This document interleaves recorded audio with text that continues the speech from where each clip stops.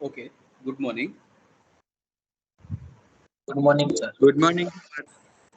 Good morning, I, sir. Dr. Okay, I, Dr. Ajay Joshi, Project Coordinator, on behalf of Electrical Engineering Department, welcome all of you in the webinar titled Selection of Innovative Projects, SSIP and Placement Activities, along with their effective implementation. This webinar is exclusively arranged for fourth semester students because now project will be offered to you in coming fifth semester. So you must know the appropriate procedure for selection of projects. Also, you must know about placement activities as well as SSIP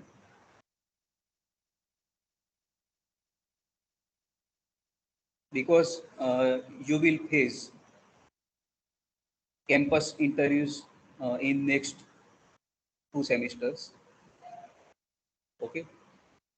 So now I would like to invite Professor A.M. Patel, Head of the Department of Electrical Engineering, to say few words about today's webinar and motivate the students.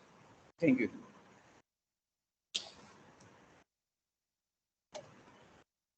Hello. Good morning. Good morning, Good sir. morning, sir. Almost Good morning, sir. Morning, sir. 68 participants. Sir. Good morning. Almost 67 participant છે, હજુ બી joint થઈ રહેલા છે. તમારા સાથે જે મિત્રો હોય અને હજુ જોઈન ના થયેલા હોય એમને ખાસ કહેજો. બહુ જ ઇન્ફોર્મેટિવ આ સેશન રહેવાનું છે.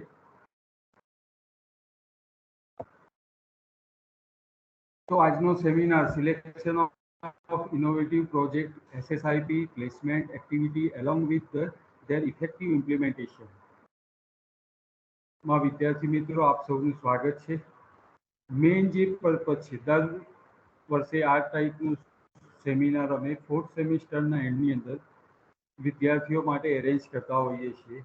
મેઇન પર્પઝ જે છે આ સેમિનારનું એ પર્પઝની અંદર કે વિદ્યાર્થી મિત્રોને પાંચમો સેમિસ્ટર સ્ટાર્ટ થાય પહેલાં પ્રોજેક્ટ અને પાંચમા અને છઠ્ઠા સેમિસ્ટર દરમિયાન કઈ કઈ એક્ટિવિટી કરવા જઈ રહ્યા છે અથવા તો વિદ્યાર્થીઓને કરવાની છે અંતર્ગત એની ઇન્ફોર્મેશન આપવાની છે.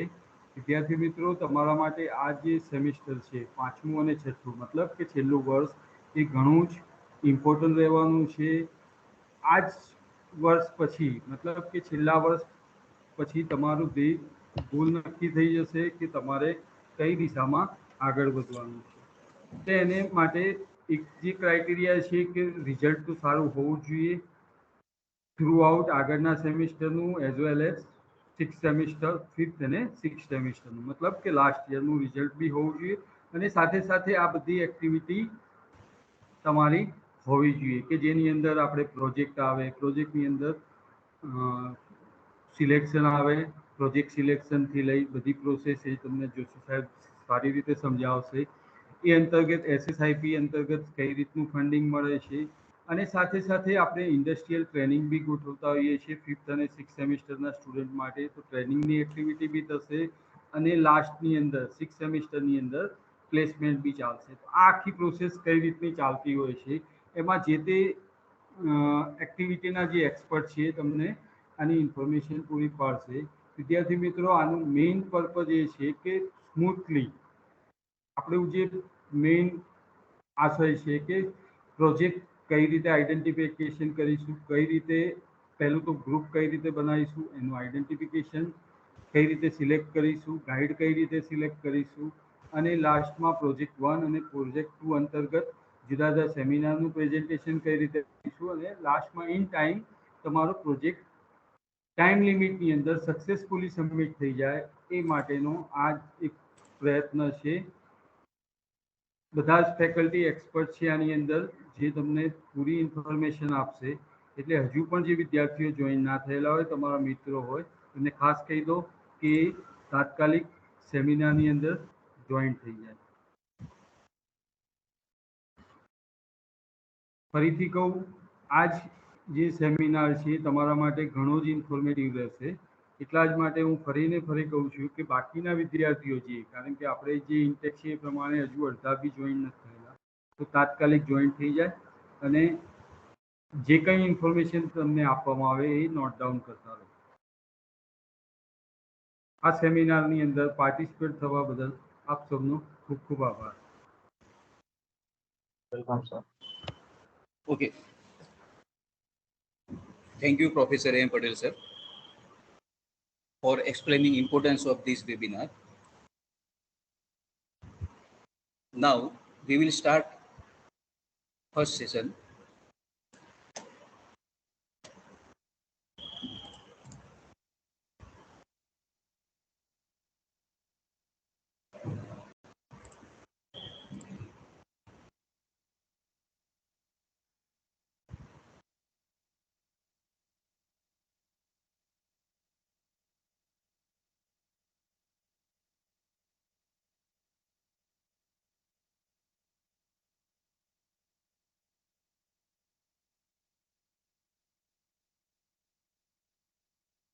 I think this is visible to all of you.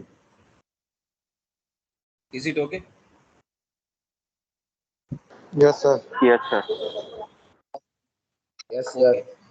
So, in the first session of this webinar, uh, we will learn selection procedure of final year projects for engineering students. These are contents. We will learn introduction, overview of subject, selection of area, topic, competency or skill that student want to develop in him her after completion of projects, selection of guide, importance of selection of title, points to be remembered to successfully complete the selected project, link between SSIP and your project, summary of whole procedure, and outcome after following above procedure. So now your fourth semester is already completed and you will enter in fifth semester soon. So project is one of the subject in fifth and sixth semester. So you have to wisely select your project title, and so many things are required while selection of project. So choosing final year project is the challenging part for student because it is very much helpful in during your degree courses as well as during campus interview also. Final year project is one of the important things in diploma engineering, as many interviewers ask about it, and particularly if an industry oriented project is selected, then it can add extra weightage to your resume and help you to get a job in the industry of your core branch. So this is scheme of fifth semester as per GTU guideline.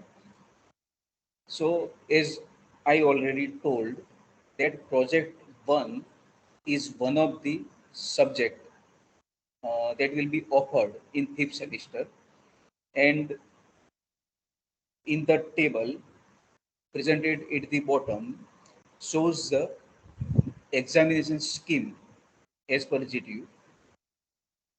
So in this subject you have to achieve marks out of 100, and from among it 60 marks is for progressive assessment and 40 marks is for end semester practical examination. Okay, and in sixth semester project 2 will be offered, and same mark weightage is also applicable to this subject also. You have to select one title or topic for the project, and you have to complete the whole work in two part, project 1 and project 2. So I will explain in detail how it can be bifurcated the work in two part. Okay,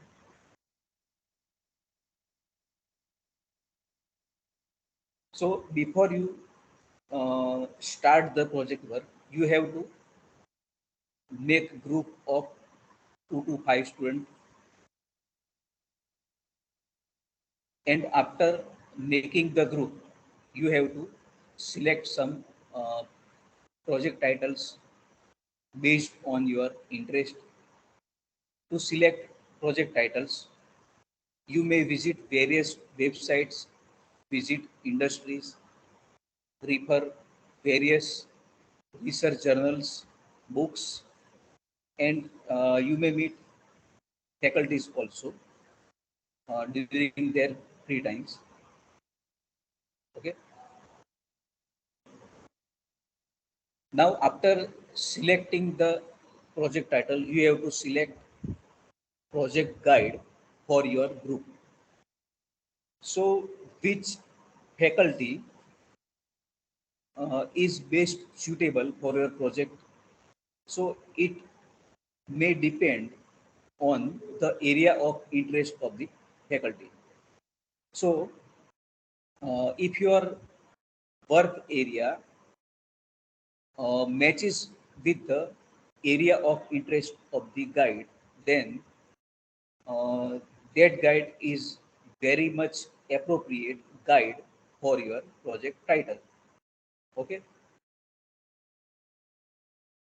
Every year, before starting of fifth semester, project orientation is held every year by project coordinator. So we will arrange this session in starting of July. Approximately, it is proposed week, but not sure. Okay. So in this session, we will again introduce uh, this whole procedure, and we will ask about your selection of group, etc. Okay. So we hope that before orientation of the project or project 1, you must make the group of 2 to 5 students. Okay.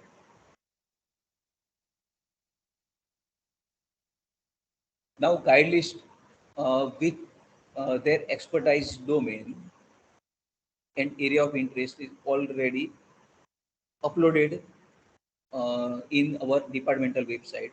So you may visit this site. Okay. Then after making the group and after selecting a topic, uh, by seeing the area of interest of the all the faculties, you can select the project guide. Okay. So this must be completed before second or third week of the July anyhow. Okay. After selection of title, selection of project guide, you have to define your problem, because your project should be not compulsorily but should be based on problem of our society or problem of industry, and you have to define the problem whatever you have selected during the first seminar of the fifth semester. During each semester or during fifth and sixth semester, total 4 seminars will be held in every semester. Okay. So during first seminar of the fifth semester, you must have to define the problem and discuss about the problem whatever you have selected. Okay. And you have to also explain the basic block diagram and how your system or your model will work. So all the things must be clear in the first seminar of the fifth semester. Okay. Now, what is problem statement?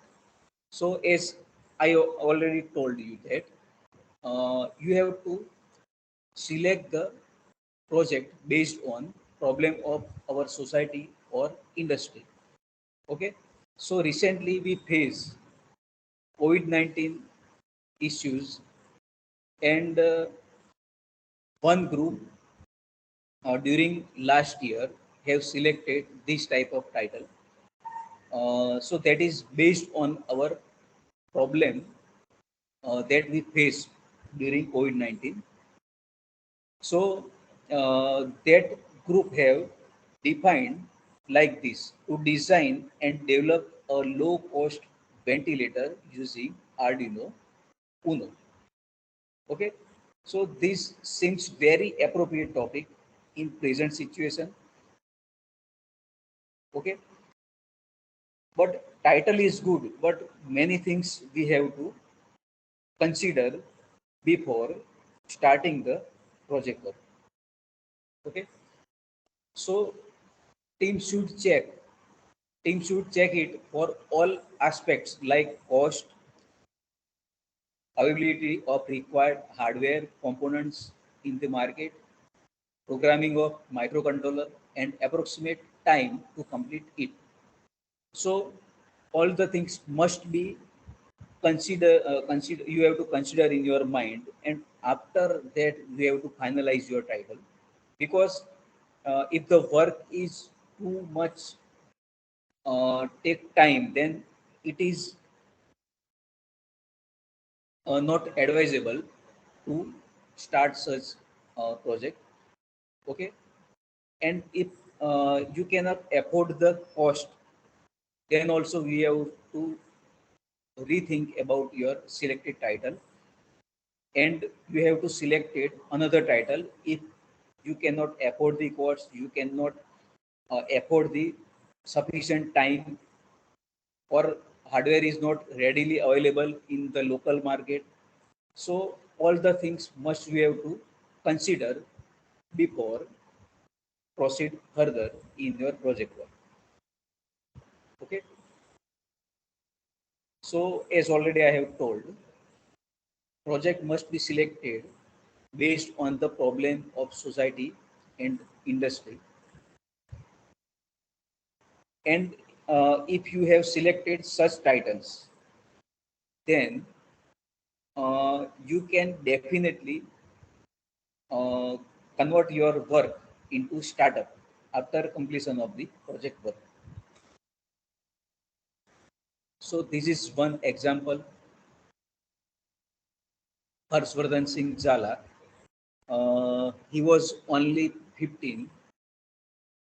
He was only 15 when he make this particular type of drone, and he named it Eagle A7, and it is very much helpful to our Indian Army. And he presented this during Vibrant Gujarat Global Summit 2 years ago, and he signed MOU of 5 crore with the Department of Science and Technology, Government of Gujarat, to facilitate the production of his drones. So, uh, if Harshvardhan can do this type of work at the age of 15 without doing engineering, uh, so you can work more than this if you focus on this subject and select the title very appropriately. You can work more than this. Okay, so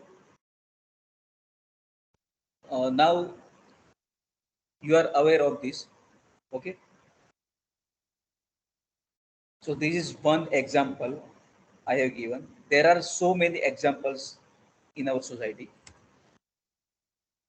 Now some student select the topic based on the skill that they want to develop in him or her. For example, if some any student want to learn programming of microcontroller or learn the PLC, then he will select the project title that uses microcontroller or PLC or whatever the thing that he or she want to learn. Okay, so doing the work in this project subject, student can acquire so many competencies listed here. However, he or she learn or acquire these competencies only and only if he or she work sincerely. Okay, so after completion of the project work, uh, these type of competencies may be developed in you, like participate effectively in group work, and this is very much helpful when you join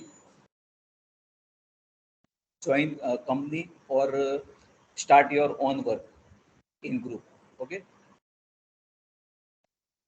another competence is plan and organize the work, make appropriate decision, conduct a survey and investigation, solve industry problems, develop ability during field project work, assess the financial implication and feasibility of the scheme, and design the layout as per requirement. Analysis, test and troubleshooting, programming, simulation, debugging skills, PCB fabrication, soldering, wiring skills, modeling skill, documentation and presentation skill.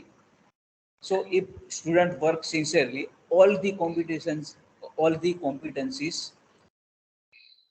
can be developed in him or her. However, if student take paid help from any agency, then he cannot acquire some or all such competencies listed here. So to develop these type of competencies, student have to work uh, without taking help from any agency. You may take help. You may take help from your uh, elder brother or from faculty or industry person also, but work must be done by you. Okay, and if you will do this, definitely you will develop these type of competencies in you. Now, if you have selected good title, but is it sufficient to select only a good project?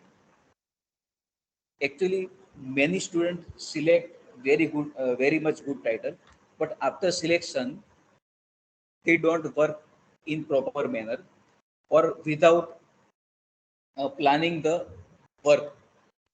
So sometimes it is happened that they cannot complete the work within the time or complete the work as per the requirement. Okay, so only selection of good title is not enough. Okay, If good topic is selected with a lack of proper direction, then it will difficult to complete it for students. Okay, so uh, if your work is done without any proper planning, it may also difficult to complete it on time, and you cannot submit your work whenever we will ask at the end of the semester. Okay. Sometimes due to delay in the work, student cannot take part in various competition. And although he has selected good topic compared with others, team member cannot achieve award or trophy. Okay. So if your title is good, but you have not completed this work before some competitions, normally competitions are held in February or March in various institutions. So if you complete your work early, it will be benefited in many ways. Okay. To complete the work successfully after selection of good topic, you have to follow the points explained here. So after selection of title, after selection of project guide, you have to make a work plan for the whole year or for the semester 5 and 6. So all the project work will be divided in SEM 5 and SEM 6. During semester 5, you have to finalize the block diagram and circuit diagram. You have to purchase, you have to select and purchase the components. You have to make program and test the program up to the end of semester 5. When semester 6 will be started, you have to start making hardware of your project. And after starting uh, of making the hardware, you will face various problems and you have to solve it. And by this manner, you will learn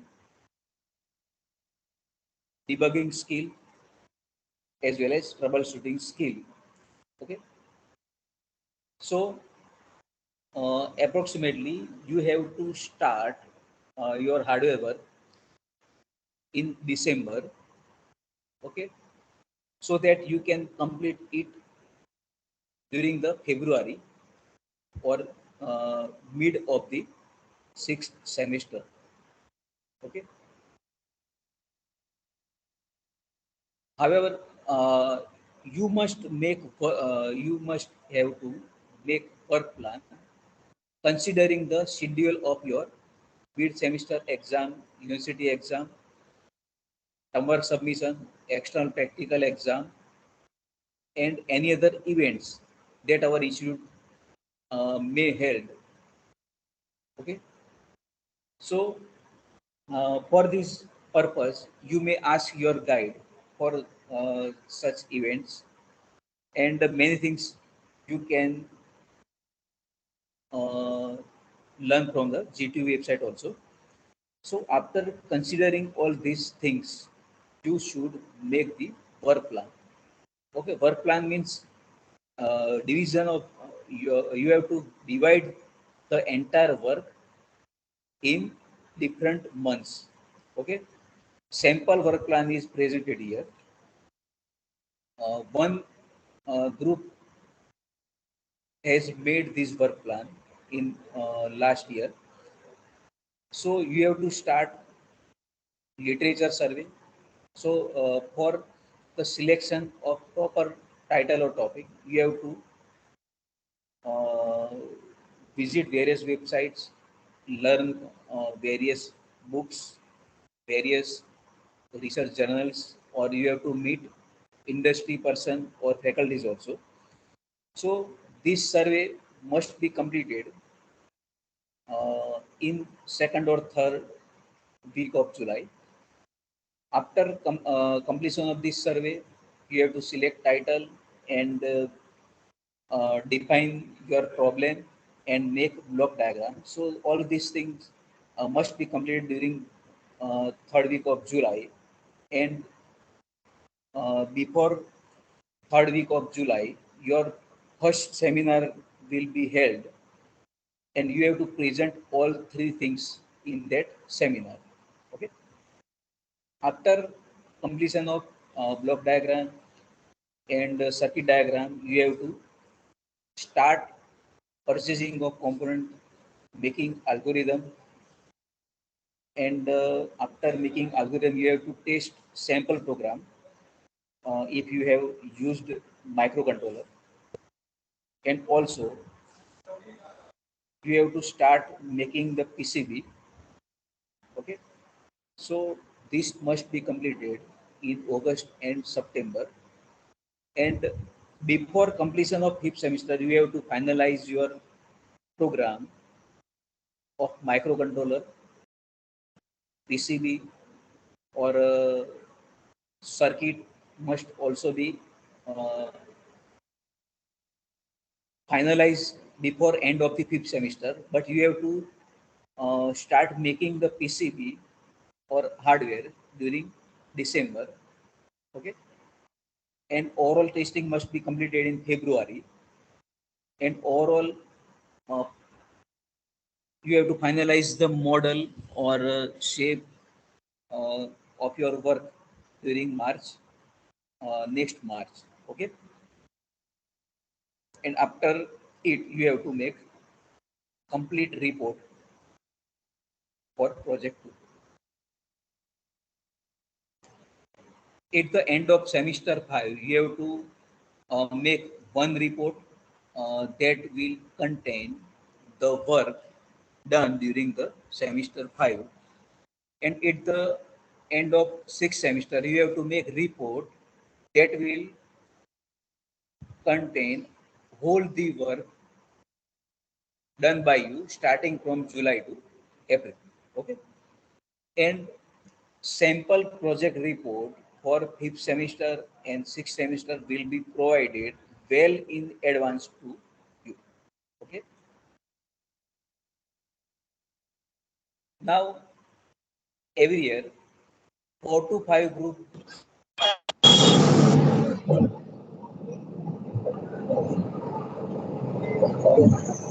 I request all of you to mute your mic.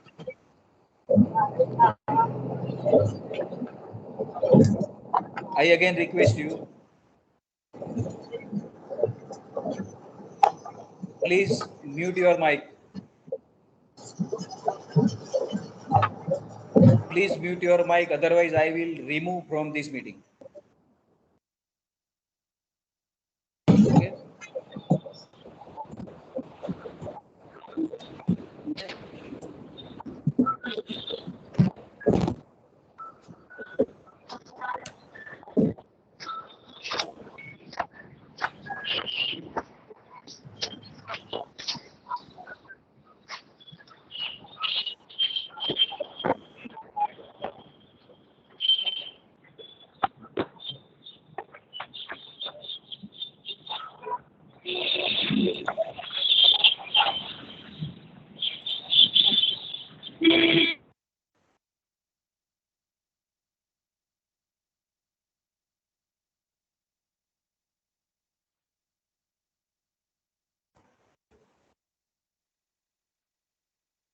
Okay.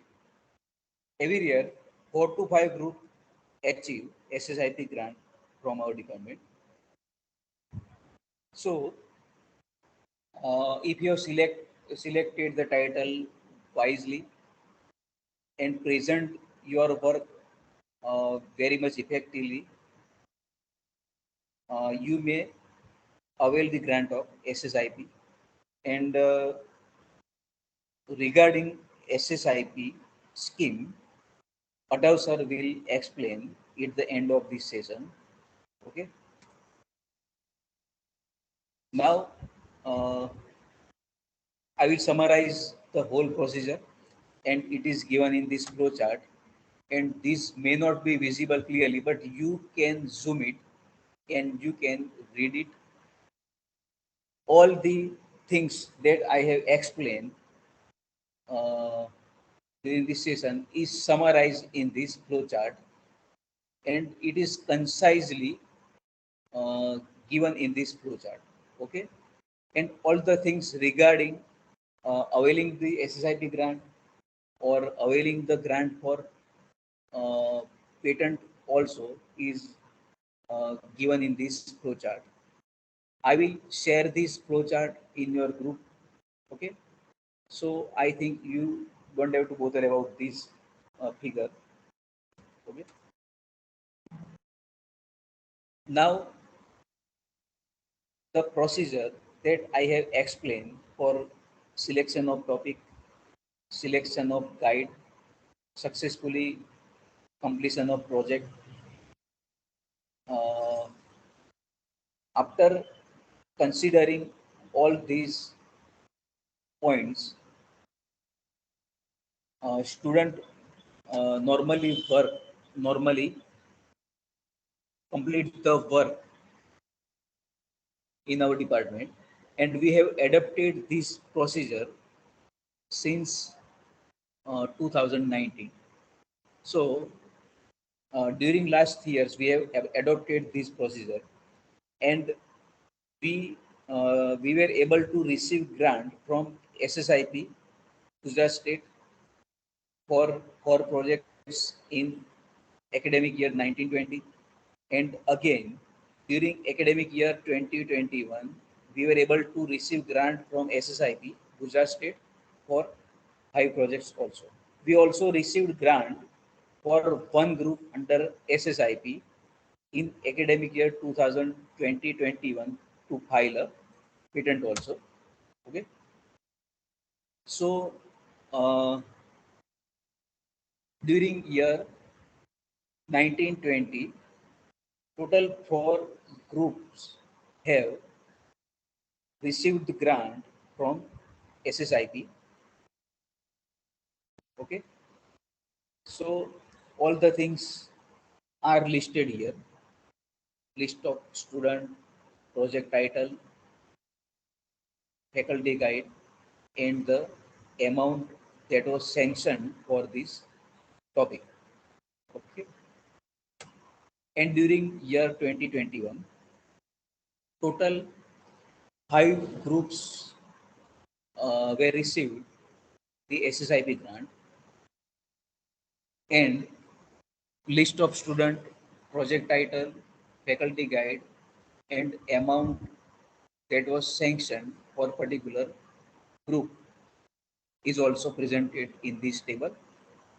And all these things you can see in the project lab also. Okay, and we have received one grant under SSIP to apply for patent during the year 2021. Okay, the title was Object Detection Based Smart Blind Stick. Patent application number is 202121013974. You can also search uh, all the things regarding this patent on our uh, patent site of Indian government, ipindia.gov.in. Okay, so we received 25,000 for this for to apply this patent. Okay,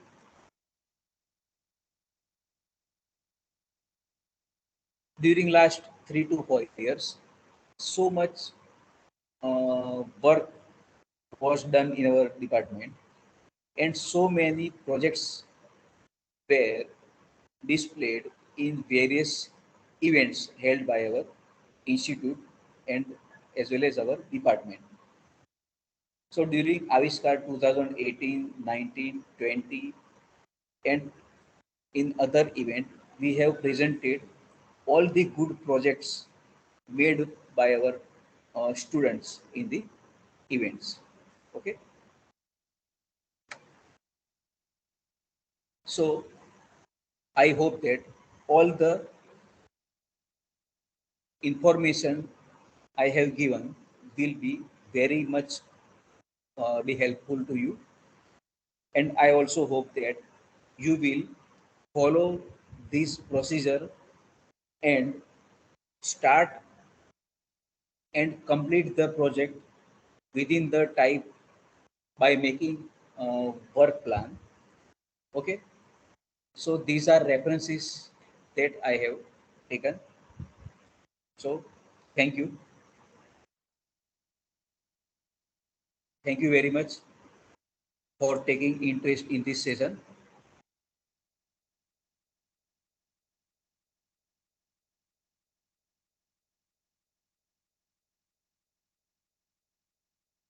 Okay. Now I will invite JB Party sir. He is uh, project co-coordinator of our department, and I request him to explain further about selection procedure as well as the teaching scheme of project 1 and project 2. So, Party sir. હા sir પેલું presenter બનાવજો ને મને. Yes, yes.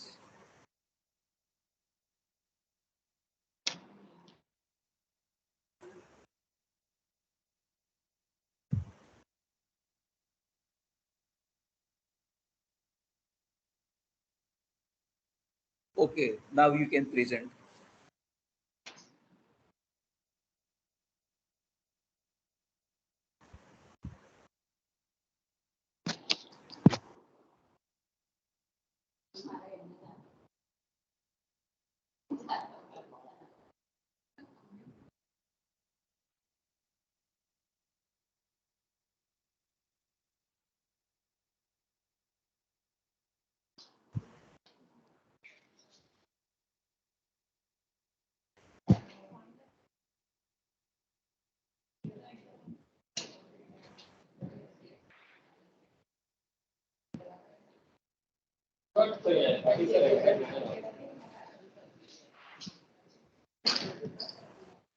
તો screen દેખાય છે?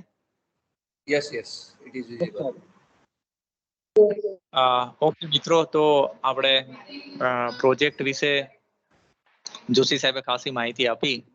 તો આપણે અત્યાર સુધીના જે પ્રોજેક્ટ વિશેના વિદ્યાર્થીઓ સાથે જે અનુભવ છે, ઉપરાંત આપણને જે પ્રોબ્લેમ આવે છે, વિદ્યાર્થીઓને જે પ્રોબ્લેમ આવે છે, એના આધારે અમુક પોઈન્ટ્સ આપણે નક્કી કરેલા છે જે ડિસ્કસ કરીશું આમાં. તો આપણે પ્રોજેક્ટ શું કામ ભણીએ છીએ, તો સૌથી પહેલી તો વસ્તુ છે કે આપણને ઇન્ડસ્ટ્રી જેવો અનુભવ થવો જોઈએ. તમે પોતે કોઈ પ્રોજેક્ટ ઉપર કામ કરશો, તેનો કોમ્પોનન્ટ ટેસ્ટિંગ છે, લોકો સાથે ટીમમાં રહીને કઈ રીતે કામ કરવાનું હોય છે, કોઈ પ્રશ્નો ઉદ્ભવે તો કઈ રીતે સોલ્વ કરવાના હોય છે, એ રીતનો તમને એક ઇન્ડસ્ટ્રીયલ એક્સપિરિયન્સ થશે. ઉપરાંત સેમિનાર ફોર કોમ્યુનિકેશન સ્કિલ. આપણે જ્યારે કોઈ વસ્તુ કોમ્યુનિકેટ કરવી હોય છે તો એને કઈ રીતે શબ્દોમાં ગોઠવવી, સ્પોન્ટેનિયસલી કોઈને કઈ રીતે સમજાવવા, એને કઈ રીતે કન્વિન્સ કરવા, તો એ જે કોમ્યુનિકેશન સ્કિલ છે એ આ સેમિનારના લીધે તમારી કોમ્યુનિકેશન સ્કિલમાં ખાસું ઇમ્પ્રુવમેન્ટ આવશે. ઉપરાંત આવશે રિપોર્ટ રાઇટિંગ, સર્વે, એક્સપેરિમેન્ટલ રિઝલ્ટ્સ. જે તમારા પ્રોજેક્ટ રિપોર્ટ્સ તમારે બનાવવાના હોય છે. ઉપરાંત તમે જે પ્રોજેક્ટ સિલેક્ટ કરો છો એ વખતે જે મેગેઝિન છે કે ઇન્ડસ્ટ્રીમાં જઈને તમે સર્વે કરો છો, કોઈ પ્રોડક્ટનો સર્વે કરો છો, કે કોઈ પ્રોડક્ટ હોય એના એક્સપેરિમેન્ટલ રિઝલ્ટ શું આવે છે, એમાં કઈ રીતે ઇમ્પ્રુવમેન્ટ થઈ શકે, એનો જે અભ્યાસ કરો છો, આ બધી વસ્તુનો સમાવેશ તમારા પ્રોજેક્ટમાં થશે. Observation power in the sense કે જે એન્જિનિયરિંગની મેઇન ખાસિયત છે ઓબ્ઝર્વેશન પાવર. એટલે આપણે એવું નથી કે ભાઈ કોઈ નવી જ પ્રોડક્ટ બનાવી દેવી. તમે ડે ટુ ડે લાઈફમાં કોઈ ઓલરેડી જે પ્રોડક્ટ વપરાતી હોય અને એમાં કંઈ ઇમ્પ્રુવમેન્ટ શક્ય હોય તો એ પ્રોડક્ટ ડેવલપમેન્ટમાં પણ તમે જઈ શકો છો, કે જેને તમે પ્રોજેક્ટ તરીકે લઈ શકો છો. Group discussion in the sense કે મોટા ભાગે આપણો એટીટ્યુડ એવો હોય છે કે હવે મેં આ રીતે નક્કી કર્યું છે અને આ રીતે આપણે નક્કી કરી દઈએ બધું કોમ્પોનન્ટ લાવી દઈએ અને પ્રોજેક્ટ સિલેક્ટ કરી દઈએ. પરંતુ મોટા ભાગે જે નિર્ણયો લેવાની જે પ્રોસેસ છે એમાં લોકોને ઇન્વોલ્વ કરવાનું આપણું ઇન્ક્લિનેશન ઓછું હોય છે. એટલે બને ત્યાં સુધી તમારા ગ્રુપમાં ડિસ્કસ કરવાનું કે ભાઈ આપણે આ ગ્રુપ નક્કી કર્યું છે, હવે આપણે શેનો અભ્યાસ કરીશું, કઈ ઇન્ડસ્ટ્રીમાં જઈશું, કયો પ્રોજેક્ટ આપણે લેવો જોઈએ. તો કેવું થાય કે તમે એકલા વસ્તુ વિશે વિચારો એની જગ્યાએ તમે 5 માણસો સાથે ડિસ્કસ કરશો તો શું થશે, તમારી આઈડિયા વિશેની ક્લેરિટી વધારે સારી આવશે.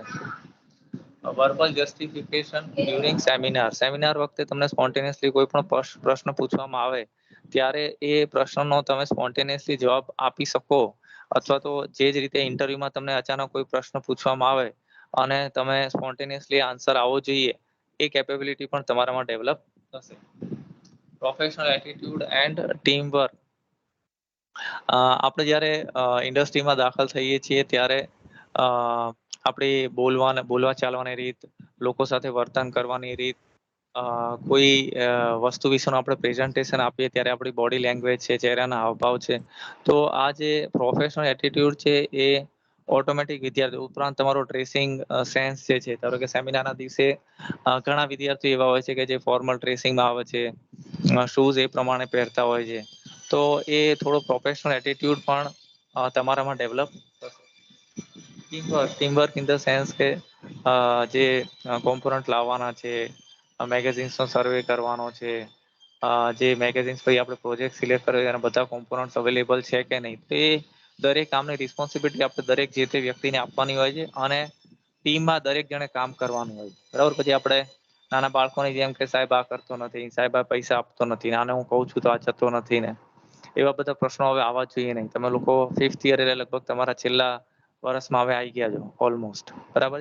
તો ટીમવર્ક થી ખાસ કામ કરવાનું છે આપણે. Attitude of inquiry and work habits with safety measures. Attitude of inquiry એટલે આ જે વસ્તુ થાય છે તો શું કામ થાય છે, કઈ રીતે થાય છે, એ જે આપણો ઇન્ક્વાયરીનો જે એટીટ્યુડ હોવો જોઈએ એ આપણી અંદર ડેવલપ થવો જોઈએ. બરાબર છે. ના ખબર હોય તો આપણે કોઈને પૂછવું પડે કે ભાઈ આ વસ્તુ આમ થાય છે તો કઈ રીતે થાય છે, અને આમ નહીં આપણે આમ કરવી હોય તો શું કરવું પડે, એ ટાઈપનું. કારણ કે જે નોલેજ છે કેવી વસ્તુ છે, જ્યારે તમે એવું માની લેશો કે મને બધું જ આવડે પછી તમે કઈ નવું શીખી નહીં શકો. જ્યાં સુધી તમે વસ્તુ વિશે કોઈને પૂછીને જાણશો નહીં ત્યાં સુધી તમારા નોલેજમાં કોઈ વધારો થવાનો નથી. Work habits with safety measures. આપણે પ્રોજેક્ટની લેબમાં ઘણીવાર જોઈએ છીએ કે એમને વિદ્યાર્થીઓ વાયરના સાંધા મારીને 230 વોલ્ટ આપીને સપ્લાય કરીને જોતા હોય છે. મલ્ટીમીટર છે તો મલ્ટીમીટરને તમે કરંટના સેટિંગમાં રાખેલું વોલ્ટેજમાં નાખો તો તરત એમસીબી ટ્રીપ થઈ જાય. બરાબર. આવા વિદ્યાર્થીઓ ઘણી ભૂલો કરતા હોય છે. તેનો મતલબ કે તમે જ્યારે લાઈવ સપ્લાય સાથે કામ કરો ત્યારે ફૂલ સેફ્ટી મેજર સાથે, પૂરી એલર્ટનેસ સાથે તમારું મગજ પૂરેપૂરું સાવચેત રાખીને કામ કરો, એ ઘણી મહત્વની બાબત છે. કારણ કે આપણું ઇલેક્ટ્રિકલ એન્જિનિયરિંગ એટલે એવું ફિલ્ડ છે કે એમાં આપણું ફોકસ ઓફ હોય તો સીધો આપણને ઝટકો લાગવાની શક્યતા હોય છે. તો આપણી જે વર્ક હેબિટ છે એ ફૂલ્લી સેફ્ટી મેજર સાથેની હોવી જોઈએ કે ભાઈ હું વાયરને અડું છું તો સ્વિચ ઓફ છે, અત્યારે હું પ્રોજેક્ટ ટેસ્ટ કરું છું પાવર ઓન છે, અચ્છા અત્યારે આ પ્રોબ્લેમ આવે છે તો હું પહેલા સ્વિચ ઓફ કરું પછી હું ટ્રબલ શૂટિંગ કરું છું. મોટા ભાગે શું છે એને એવું થાય કે અહીંયાથી કનેક્શન લૂઝ લાગે, ડાયરેક્ટલી ત્યાં વાયરને અડી જાય અથવા તો કોઈ લાઈવ પાર્ટને અડી જાય. બરાબર. તો આપણી જે વર્ક હેબિટ છે એમાં સેફ્ટી મેજર્સને ખાસ આપણે સ્થાન આપવાનું છે. અત્યારે આપણે જ્યારે વાત કરીએ ત્યારે એકદમ સિમ્પલ લાગે છે, આવું કોણ કરે છે, પણ ઘણીવાર આવું થતું હોય છે. બરાબર. ઓકે. તો આ આપણી ટીચિંગ અને એક્સપેરિમેન્ટલ સ્કિલ છે. EAC 40 માર્કનું છે. એન્ડ સેમેસ્ટર એક્ઝામ એટલે કે જ્યારે છેલ્લે તમારે બહારથી સાહેબ વાયવા લેવા આવશે એ એના 40 માર્ક છે, અને પ્રોગ્રેસિવ એસેસમેન્ટ 60 માર્કનું છે. એટલે અહીંયાથી કોલેજના તમારા માર્ક્સ છે કેટલા છે, 60 માર્ક્સ છે. એ જે 60 માર્ક્સ છે એનું ડિસ્ટ્રીબ્યુશન કોલેજનું કઈ રીતે છે, 3 સેમિનારના 10 માર્ક છે આપણા, અને જે છેલ્લો ફાઇનલ ઓવરઓલ ઇવેલ્યુએશન તમારું થશે એ 30 માર્કનું થશે. તો 3 સેમિનાર અને છેલ્લે ઓવરઓલ ઇવેલ્યુએશન 30 માર્ક, 10 માર્કના 3 સેમિનાર અને ફાઇનલ ઓવરઓલ ઇવેલ્યુએશનમાં પણ તમારું 30 માર્કનું થશે. એટલે ટોટલ આપણા 60 માર્ક પૂરા થઈ જશે. સેમિનાર 1. હવે સેમિનાર 1 માં કઈ કઈ વસ્તુઓનો સમાવેશ કરવો જોઈએ. વારંવાર પૂછાતા પ્રશ્નો છે કે સાહેબ અમારે સેમિનાર 1 માં શું કરવાનું, 2 માં શું કરવાનું, બધું જ આપણી વેબસાઇટ ઉપર આપેલું છે. રિપોર્ટ કઈ રીતે બનાવવાનો, રિપોર્ટના ફોન્ટ સાઇઝ શું રાખવાના, એટલે તમે લોકો આપણા ડિપાર્ટમેન્ટની કઈ વેબસાઇટ છે ખાસ જાણી લો, અને એનો વ્યવસ્થિત અભ્યાસ કરીને કઈ વસ્તુ ક્યાં પડી છે એ આપણને ખબર હોવી જોઈએ. મોટાભાગના વિદ્યાર્થીઓ કેવા હોય છે કે એમાં 5 વિદ્યાર્થીમાંથી એક જ વિદ્યાર્થીને બધી ખબર હોય. બરાબર. એટલે આપણે ઘરમાં પછી ક્યારેક તમને કે મમ્મી કે ભાઈ ચા બનાવો ત્યારે ખબર પડે કે ભાઈ ચા ક્યાં પડી છે, ખાંડ ક્યાં પડી છે, દૂધ ક્યાં પડ્યું છે, આદુ ક્યાં પડ્યું છે. બરાબર, એવું હોવું જોઈએ નહીં. ભલે તમે કામ કરતા નથી પણ કઈ વસ્તુ ક્યાં છે એનું આપણને એક જનરલ નોલેજ હોવું જરૂરી છે. કે ભાઈ આપણે જે વેબસાઇટ છે એ વેબસાઇટ ઉપર આપણા જે કોર્સ મટીરિયલ છે એ આ જગ્યાએ છે, પ્રોજેક્ટની માહિતી આ જગ્યાએ છે, કયા સેમિનારમાં શું હશે એ બધું આ જગ્યાએ છે. એટલે જ્યારે ફ્રી પડ્યા હો ત્યારે આપણે બીજી બધી વેબસાઇટ જોઈએ એની જગ્યાએ શું કરવાનું કે આપણી કોલેજની વેબસાઇટ પણ જોવાની. તો એમાં કઈ જગ્યાએ શું પડ્યું છે એટલીસ્ટ એટલું ધ્યાન રાખવાનું. તો કોઈ એક માણસ આપણને પૂછે તેને કહી શકીએ કે ભાઈ અહીંયા પડ્યું છે. બરાબર, તો વારંવાર આપણે કોઈને પૂછવાની જરૂર પડે નહીં. તો સેમિનાર 1 માં આવશે લિટરેચર સર્વે. લિટરેચર સર્વે એટલે તમે તમારો પ્રોજેક્ટ સિલેક્ટ કરવા માટે કઈ કઈ વસ્તુઓનો અભ્યાસ કર્યો. તમે ઇન્ડસ્ટ્રીયલ વિઝિટ કરી, ઇન્ટરનેટ ઉપર અલગ અલગ પ્રોજેક્ટ જોયા, મેગેઝિન્સનો અભ્યાસ કર્યો. આ બધી વસ્તુઓ શેમાં આવે છે? લિટરેચર સર્વેમાં આવે. પ્રોજેક્ટ આઈડેન્ટિફિકેશન, પ્રોજેક્ટ આપણે નક્કી કરવો જોઈએ તો નવો જ હોય એવું જરૂરી નથી. નવો હોય અથવા તો જે ઓલરેડી પ્રોડક્ટ અવેલેબલ છે એનું પણ તમે મોડિફિકેશન કરીને પ્રોજેક્ટ બનાવી શકો છો. Define and explain the problem. તમે જે પ્રોજેક્ટ નક્કી કરો એને તમારે એક્ઝેક્ટલી ડિફાઇન કરવાનું છે કે ભાઈ તમે શું કરવાના છો. બરાબર છે, તમારું પ્રોબ્લેમ ડેફિનેશન છે એ એક્ઝેક્ટલી ડિફાઇન કરેલું હોવું જોઈએ અને સમજાવેલું હોવું જોઈએ. હવે આવે છે સેમિનાર 2. તો સેમિનાર 2 માં આપણે શું કરવાનું છે તો કે એનો જનરલ બ્લોક ડાયાગ્રામ બનાવવાનો. પ્રોજેક્ટનો general block diagram. Block diagram એટલે કેવું થાય, ધારો કે આપણી પાસે વોલ્ટેજ કમ્પેરેટર છે. વોલ્ટેજ કમ્પેરેટરનું આઉટપુટ છે એ ટ્રાન્ઝિસ્ટરને આપણે આપીએ છીએ. ટ્રાન્ઝિસ્ટરમાં આપણે રિલે લગાવેલી છે, ત્યાંથી આપણે ઓન ઓફ કરીએ છીએ. તો પછી શું થાય, તમારા સર્કિટ ડાયાગ્રામમાં વોલ્ટેજ કમ્પેરેટરની જગ્યાએ શું હશે? ઓપ એમ્પની સર્કિટ હશે. ઓપ એમ્પનું આઉટપુટ છે ટ્રાન્ઝિસ્ટરના બેઝમાં જતો હશે. પણ તમે બ્લોક ડાયાગ્રામ બનાવો ત્યારે ઓપ એમ્પની જગ્યાએ શું લખેલું હોય? વોલ્ટેજ કમ્પેરેટર લખેલું હોય. બ્લોક ડાયાગ્રામ એટલે ફક્ત બ્લોક અંદર ચોરસ હોય અને ચોરસની અંદર એનું નામ લખેલું હોય. ભાઈ અહીંયાથી આ સિગ્નલ આવશે, એ અહીંયા ઇનપુટમાં જશે, એનો આઉટપુટ છે એ આ બ્લોકમાં જશે, આ બ્લોકનો આઉટપુટ આ બ્લોકના ઇનપુટમાં જશે. એને આપણે સિમ્પલ બ્લોક ડાયાગ્રામ કહીએ છીએ. Develop the circuit diagram. પછી આપણે નેક્સ્ટ શું કરવાનું છે, એ બ્લોક ડાયાગ્રામ બન્યા પછી આપણે એનો સર્કિટ ડાયાગ્રામ બનાવવાનો છે. Show the purchase hardware components if એની. જો તમે તમારા પ્રોજેક્ટના બધા જ કોમ્પોનન્ટ્સ ખરીદી લીધા હોય, હાર્ડવેર કોમ્પોનન્ટ્સ, એ તમારે સેમિનાર 2 દરમિયાન બતાવવાના છે. દરેકને ખબર પડે છે હું કહું છું એ ખ્યાલ આવે છે? Yes, sir. જઈએ છીએ સેમિનાર 3 ઉપર. સેમિનાર 3 માં તમારે શું શું કરવાનું છે. એટલે આ શું થાય, વારંવાર આપણે ભલે અત્યારે તમને સમજાવીએ છીએ પણ પાછું આનું આજ આગળ આવે છે કે સાહેબ હવે સેમિનાર 2 આવ્યો છે, સેમિનાર 2 માં આપણે શું કરવાનું છે સાહેબ. હવે સેમિનાર 2 માં તો સાહેબ માથું ખાલી કરી નાખ્યું. 2 કલાક સુધી તો બધા સાહેબો મથ્યા હતા અને તોય હજી એટલી તસ્તી ના લે કે આપણે વેબસાઇટ ઉપર લખેલું હશે કે સેમિનાર 2 માં કઈ કઈ બાબતો આવે છે. બરાબર છે, એટલે આપણે થોડું આપણું મગજ વાપરવાનું હોય. બધા હવે તમને પછી ચમચીથી દૂધ પીવડા નહીં કરે. હવે તમે મોટા થઈ ગયા છો, બરાબર. આને સ્પૂન ફીડિંગ કહેવાય. દરેક વસ્તુ તમને કહેવી પડે કે ભાઈ ફી ની ડેટ આવી ગઈ છે, ફી ભર દો. ભાઈ મિડ સેમ પરીક્ષા છે, આજે આ પેપર છે. આ બધું આપણા માટે બહુ ખરાબ કહેવાય. તમે પોતે હવે મોટા છોકરાઓ થઈ ગયા હો, તમને વારંવાર દરેક બાબતની સૂચનાઓ આપવાની ના હોય. એક સૂચના હંમેશા એક જ વાર આપવાની હોય છે. તમે કોઈ ડિસિપ્લિન જગ્યા ઉપર જાઓ અથવા તો કોઈ કંપનીમાં કામ કરતા હો તો તમારો ઉપરી અધિકારી જે તમને સૂચના એક જ વાર આપે, બીજી વાર તમે આપશો ને તો એનાથી એવું સાબિત થશે કે તમારું ફોકસ ઓફ છે.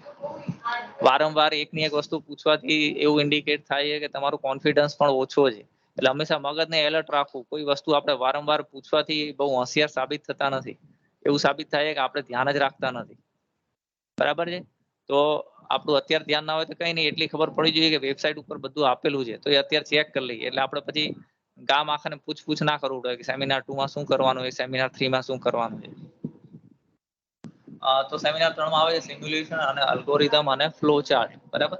હવે સિમ્યુલેશન, અલ્ગોરિધમ કે ફ્લો ચાર્ટ જેને લાગુ પડે એને જ કરવાનું છે. દરેકે ફરજિયાત કરવું જ પડે એવું જરૂરી હોતું નથી. આપણે આપણા પ્રોજેક્ટ ગાઈડને પૂછી લેવાનું કે સાહેબ મારે આમાં સિમ્યુલેશન કે અલ્ગોરિધમ કે ફ્લો ચાર્ટ આવશે ખરો? જો સાહેબ કહે તો બનાવવાનો. બરાબર. બીજા કોઈએ બનાવ્યો એટલે આપણે ફરજિયાત બનાવવો જ પડશે એવું જરૂરી નથી. Complete the layout or structure of the project. એટલે કેવું થાય, ધારો કે તમે કોઈ સ્માર્ટ ડસ્ટબિન બનાવી હોય કે એ ઓટોમેટિક જઈને તમારું કોઈ પાંદડા ને એવું બધું ફાઇન્ડ કરતી હોય તો એનું સ્ટ્રક્ચર તમે જેના ઉપર તમારો આખો પ્રોજેક્ટ માઉન્ટ કરવાનો છો એ લોખંડનો બનેલો હશે, એના ડાયમેન્શન કેટલા હશે, એનું વજન કેટલું હશે. બરાબર છે, એને શું કહેવાય, તમારા પ્રોજેક્ટનો ફાઇનલ લેઆઉટ અથવા તો સ્ટ્રક્ચર. બીજી વસ્તુ ખાસ અત્યારે એ કહેવાની છે કે તમારો કોઈ પણ પ્રોજેક્ટ હોય એને તમારે એક સ્ટ્રક્ચર ઉપર મૂકવો જ પડશે, કારણ કે જ્યારે 6th તમારો પ્રોજેક્ટ પૂરો થશે ત્યારે આપણે પ્રોજેક્ટ એક્ઝિબિશનમાં તમારો પ્રોજેક્ટ મૂકીશું.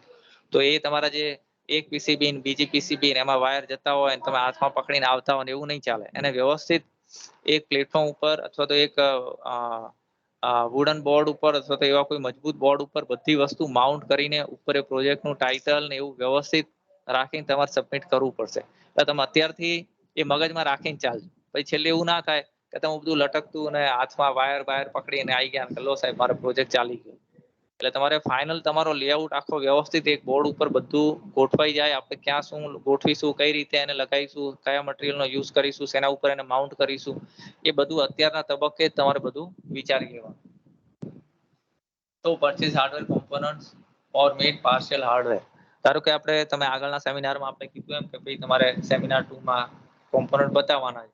તો તમે કોમ્પોનન્ટ બતાવી દીધા હોય તો સેમિનાર 3માં તમારે થોડું ઘણું જે સર્કિટના કનેક્શન કે સોલ્ડરિંગ કેવું કરીને તૈયાર કર્યું હોય થોડું ઘણું પાર્શિયલ, આખું નહીં, તો એ તમે એમાં બતાવી શકો seminar.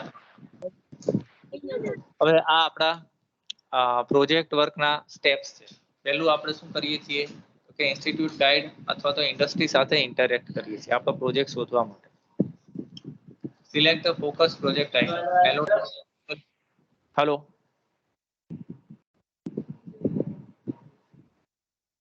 select the focused project title allotted through Google Form or through discussion with Institute Guide Industry person. એટલે કેવું થશે, ગૂગલ શીટ ફ્લોટ કરીશું ને આપણે એની અંદર બધા પ્રોજેક્ટના ટાઇટલ આપેલા હશે. બધા સાહેબોએ પોતાના બબ્બે ટાઇટલ આપેલા હશે.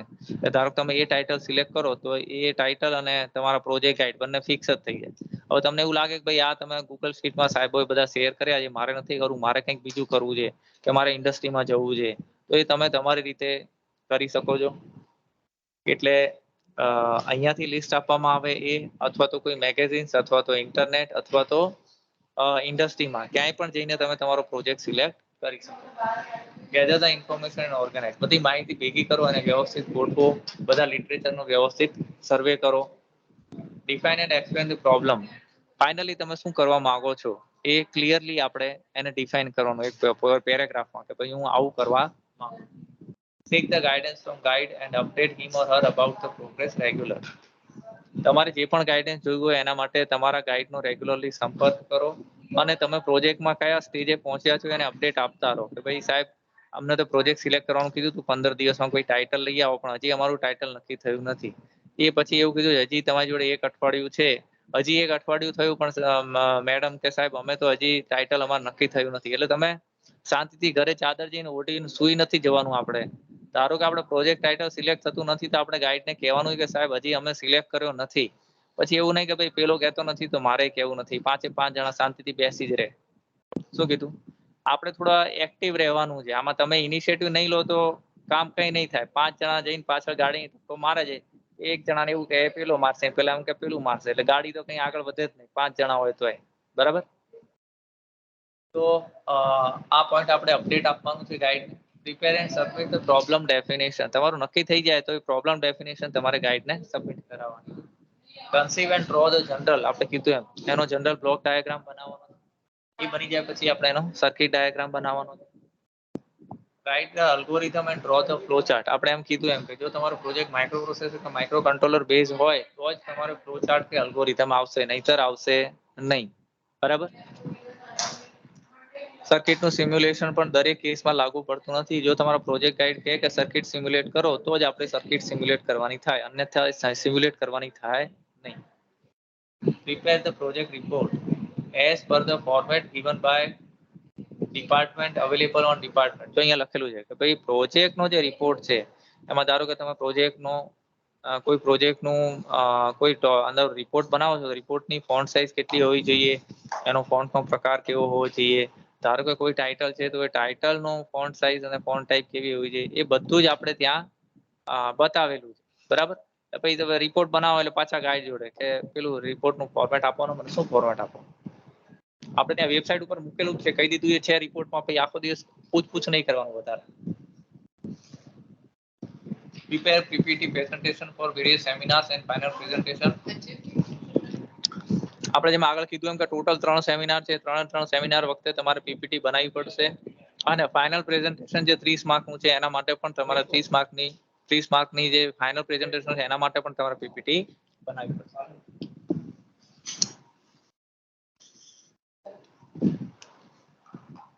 Aspect of good quality projects, બરાબર, કયા કયા મેઇન મહત્વના મુદ્દાઓ છે તો આ એક પછી એક મુદ્દાઓ જ આપણે ડિસ્કસ કરવાના છે. Team selection, feel it deep inside, observation power and creativity, don't seek help too early, initiation and planning, monitoring and control, common problems. એટલે આ દરેક પોઈન્ટની આપણે એક એક સ્લાઇડ છે એટલે આપણે જોઈએ આગળ, એટલે હું પોઈન્ટ ફટાફટ બોલી ગયો.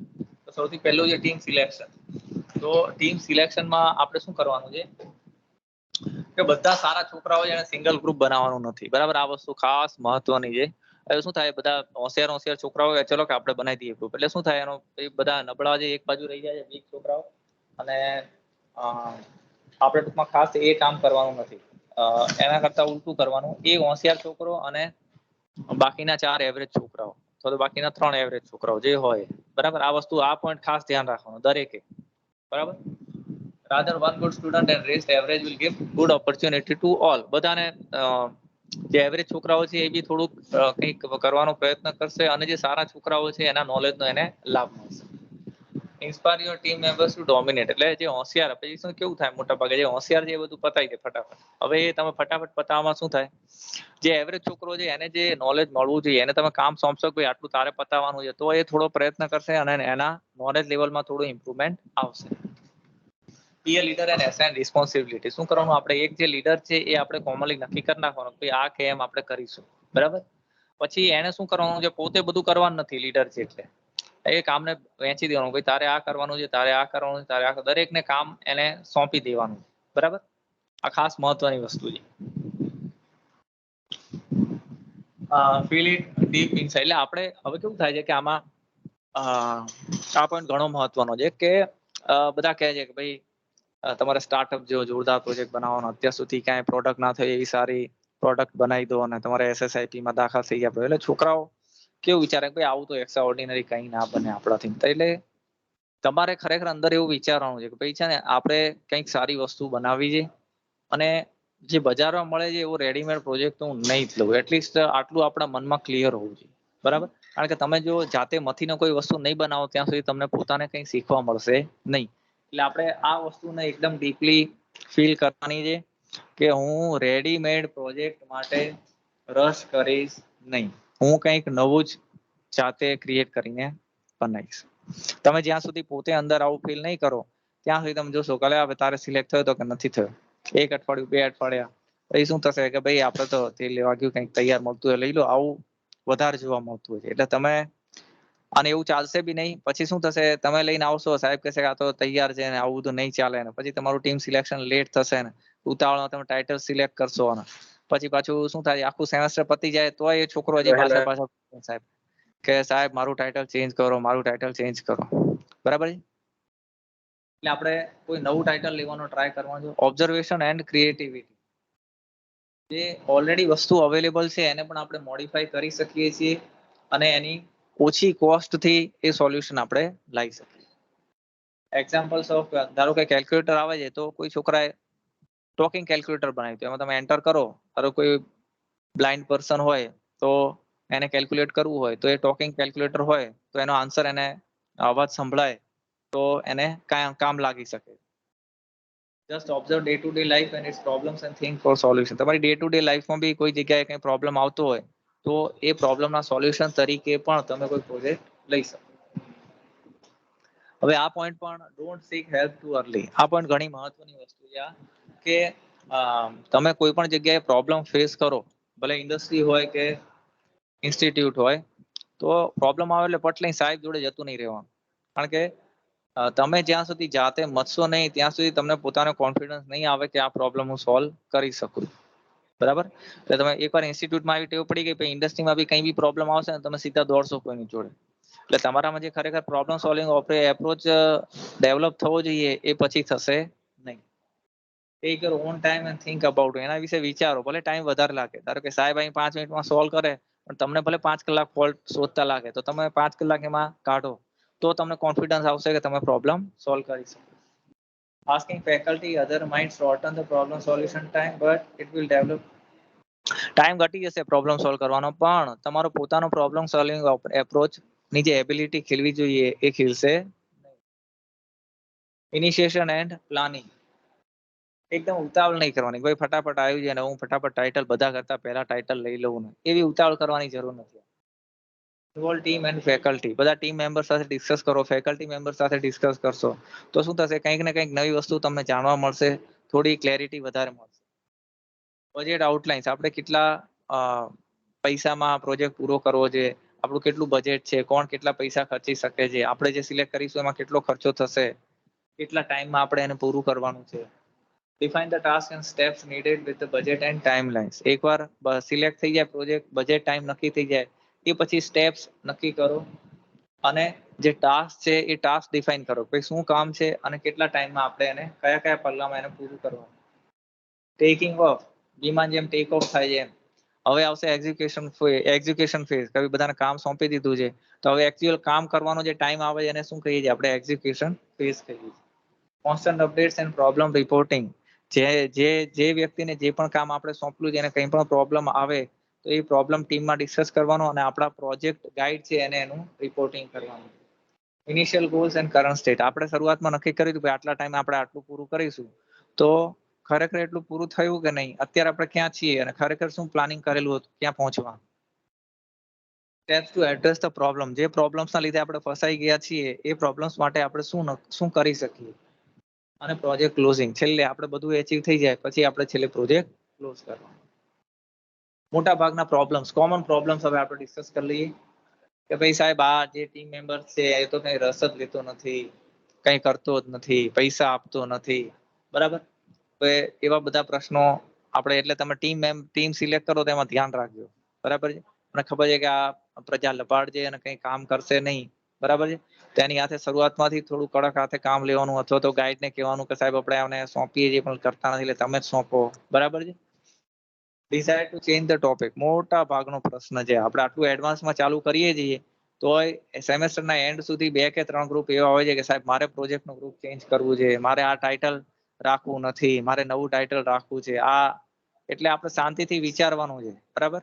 આપણે એવું થાય મારે તો આવું થશે જ નહીં પણ આવું થતું હોય, કોઈને પડ્યો ના હોય, જેને જે કરવું એ કરે, બરાબર. સેમિનાર આવે ત્યારે બધા પહોંચી જાય, પેલું હોય કે પેલો કરશે, પેલો કે પેલો કરશે, કોઈને પડી ના હોય. આવો પ્રશ્ન તમારા ગ્રુપમાં ના થાય એ વસ્તુ તમારે ખાસ ધ્યાન રાખવાનું. Ego and team dynamics problem, તમે કીધું એમ પેલો કરતો નથી તો હું શું કામ કરું, હું એને કહું છું પણ આ કરતો નથી, પૈસા આપતો નથી, હું કહું છું માર્કેટમાં બધી તપાસ કરીને આ જતો નથી, બરાબર છે. એટલે આપણે એ ટીમ મેમ્બર્સમાં ખાસ ધ્યાન રાખવાનું. ટીમ મેમ્બર સિલેક્શન પછી બીજું આવું આવે તો આપણે ગાઈડ જોડેથી ગાઈડન્સ લઈને એ પ્રોબ્લેમ્સનું સોલ્યુશન લાવવું, વધારે ખોટા ઝઘડામાં પડવું નહીં. Okay, thank you. હવે કોઈને કઈ પ્રશ્ન હોય તો પૂછી શકે છે.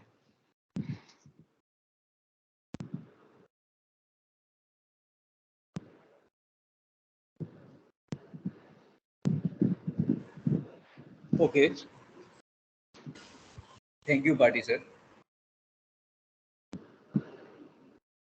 I have explained all the things in ideal way, and the Bhatti sir have explained the reality that students have to face during making and completion of the project. તો આ બધા પ્રશ્નો ખરેખર ફેસ કરવાના આવે જ છે અને જે સાચી પરિસ્થિતિ જે ઉદ્ભવતી હોય છે એના વિશે પાટી સાહેબે ખૂબ જ સરસ વર્ણન કર્યું અને એ ખાસ ધ્યાનમાં રાખજો તમે લોકો, કારણ કે આ બધા પ્રશ્નો પ્રોજેક્ટ તમે બનાવો ત્યારે અને પ્રોજેક્ટ સબમિટ કરો કે કોઈ જગ્યાએ જેને પ્રેઝન્ટ કરો, આ બધા પ્રશ્નો અવારનવાર ઉદ્ભવતા હોય છે.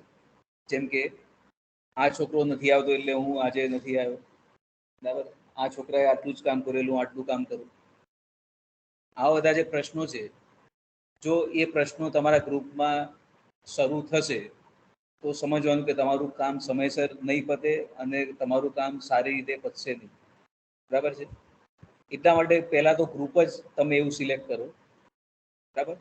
અને ગ્રુપ સિલેક્ટ કર્યા પછી દરેકની પોતાની અંગત જવાબદારી છે, કારણ કે દરેકે પોતે અહીંયા સબ્જેક્ટને પાસ કરવાનું છે, બરાબર છે. એટલે કે જેની પણ ફરિયાદ આવે, જો અહીંયા આપણે જે સેમિનાર વાઇઝ આપણે જે ઇવેલ્યુએશન કરીએ છીએ, જે પાટી સાહેબે હમણાં સમજાવ્યું, તો દરેક સેમિનારમાં તમને માર્ક આપવામાં આવે છે. એ દરેકે કેટલું કામ કર્યું, બરાબર, એના આધારે આપવામાં આવે છે. કોની કેવી ફરિયાદ છે એ પણ ધ્યાને લેવામાં આવે છે.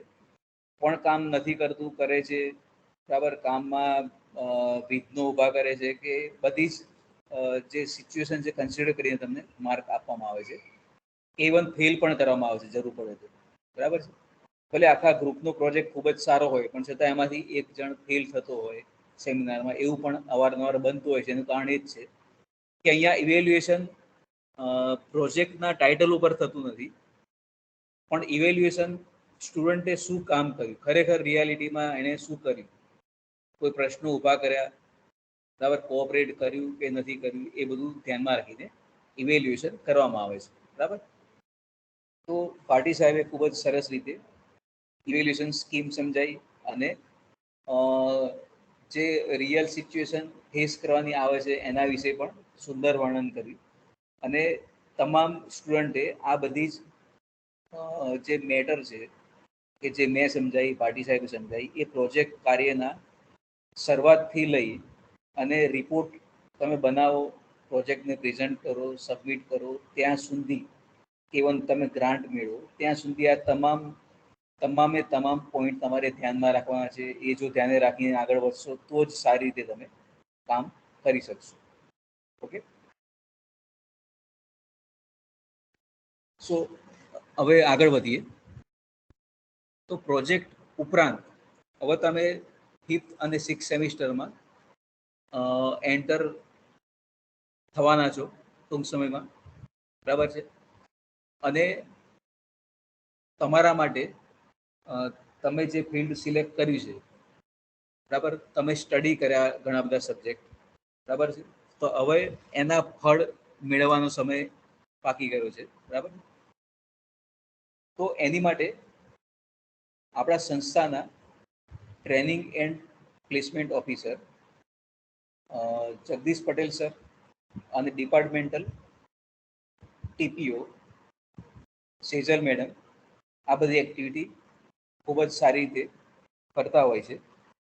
અને એનાથી અગાઉના વર્ષોમાં આપણે ખૂબ જ સારી ટોરેન્ટ છે, એલએનટી છે, એવી સારી કંપનીમાં ખૂબ જ સારા પેકેજ સાથે સ્ટુડન્ટનું સિલેક્શન કરાવ્યું છે, બરાબર છે. અને માત્ર સિલેક્શન નહીં, પણ એ લોકોને સારી જગાએ, જેમ કે ઇન્ડો જર્મન ટૂર રૂમ છે કે બીજી કંપની છે, એવી ઘણી બધી કંપનીમાં ઘણા બધા સ્ટુડન્ટને ટ્રેનિંગ પણ સારી ટ્રેનિંગ અપાવી છે, બરાબર છે. અને આ સેલ ખૂબ જ અગત્યનો છે કોઈ પણ કોલેજ માટે. અને પર્ટિક્યુલરલી આપણી કોલેજ માટે જો વાત કરીએ તો આપણી કોલેજ ઘણી બધી કંપની જોડે ખૂબ જ સારા એમઓયુ કરેલા છે. અને ઘણી સારી કંપનીઓમાં આપણા ઇલેક્ટ્રિકલના સ્ટુડન્ટનું પ્લેસમેન્ટ થતું હોય છે, બરાબર છે. તો એમાં સક્સેસફુલી તમારે કેમ્પસ ઇન્ટરવ્યૂમાં અને આ બધી એ જે એક્ટિવિટી સમજાવે છે એમાં પાર્ટિસિપેટ થવું હોય, એનો લાભ સારી રીતે તમારે લેવો હોય, તો કઈ બાબતો ધ્યાનમાં રાખવી એની સંપૂર્ણ છણાવટ કરશે સેજલ મેડમ, બરાબર. So I will now hand over this session to Sejal madam. Hello, good afternoon everyone. Good afternoon, ma'am. Good afternoon, ma'am. Yes. કેમ છો બધા મજામાં?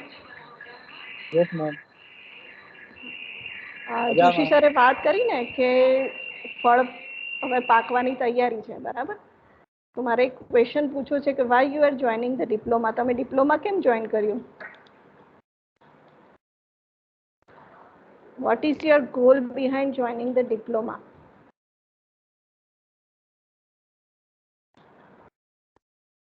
કોઈ આન્સર આપશે મને? તમે ડિપ્લોમા કરીને શું કરવા માંગો છો, કે તમે આ ફિલ્ડ કેમ ચૂઝ કર્યું છે?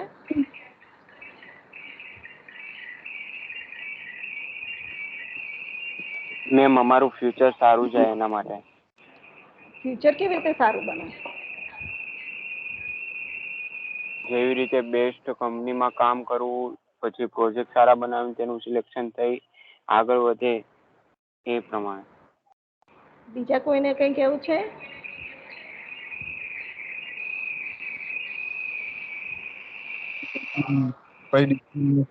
સારી એવી આપણને ફાયદો થાય છે અને આપણને નોલેજ હોવાના કારણે ડિગ્રીમાં ઓછું સહેલું. Okay, so ultimate goal of diploma તમારે એક સારા ટેકનિકલ સ્કિલવાળા, સારી કોમ્પિટન્સી હોય એવા એન્જિનિયર બનવાનું છે, બરાબર? અને એ સ્કિલનો ઉપયોગ તમે ઇન્ડસ્ટ્રીમાં કરો, સારા પેકેજ સાથે તમે સારું કમાવો અને તમારું ફ્યુચર સારી રીતે તમે સ્પેન્ડ કરી શકો, બરાબર? તો હવે તમારે લોકોને સારી કંપનીમાં પ્લેસ થવું છે અથવા તો તમારી સ્કિલ સારી રીતે ડેવલપ કરવી છે, એ તમારે ડિપ્લોમા પછી ડિગ્રી કરવું છે, બરાબર? ઘણા છોકરા હાયર સ્ટડીઝમાં જતા હોય છે, પણ હાયર સ્ટડી પછી પણ ફાઇનલી તમારે જોબ કરવાની છે. કાં તો તમે એન્ટરપ્રિનર બનો અથવા તો કોઈ તમારો પોતાનો ઓન બિઝનેસ શરૂ કરો છો, કાં તો કોઈના બિઝનેસમાં જોઈન થાવ છો, બરાબર? તો you have to develop your technical skill, your soft skill. અને અહીંયા ઘણી બધી કંપની અહીંયા આવે છે, બરાબર, પ્લેસમેન્ટ માટે.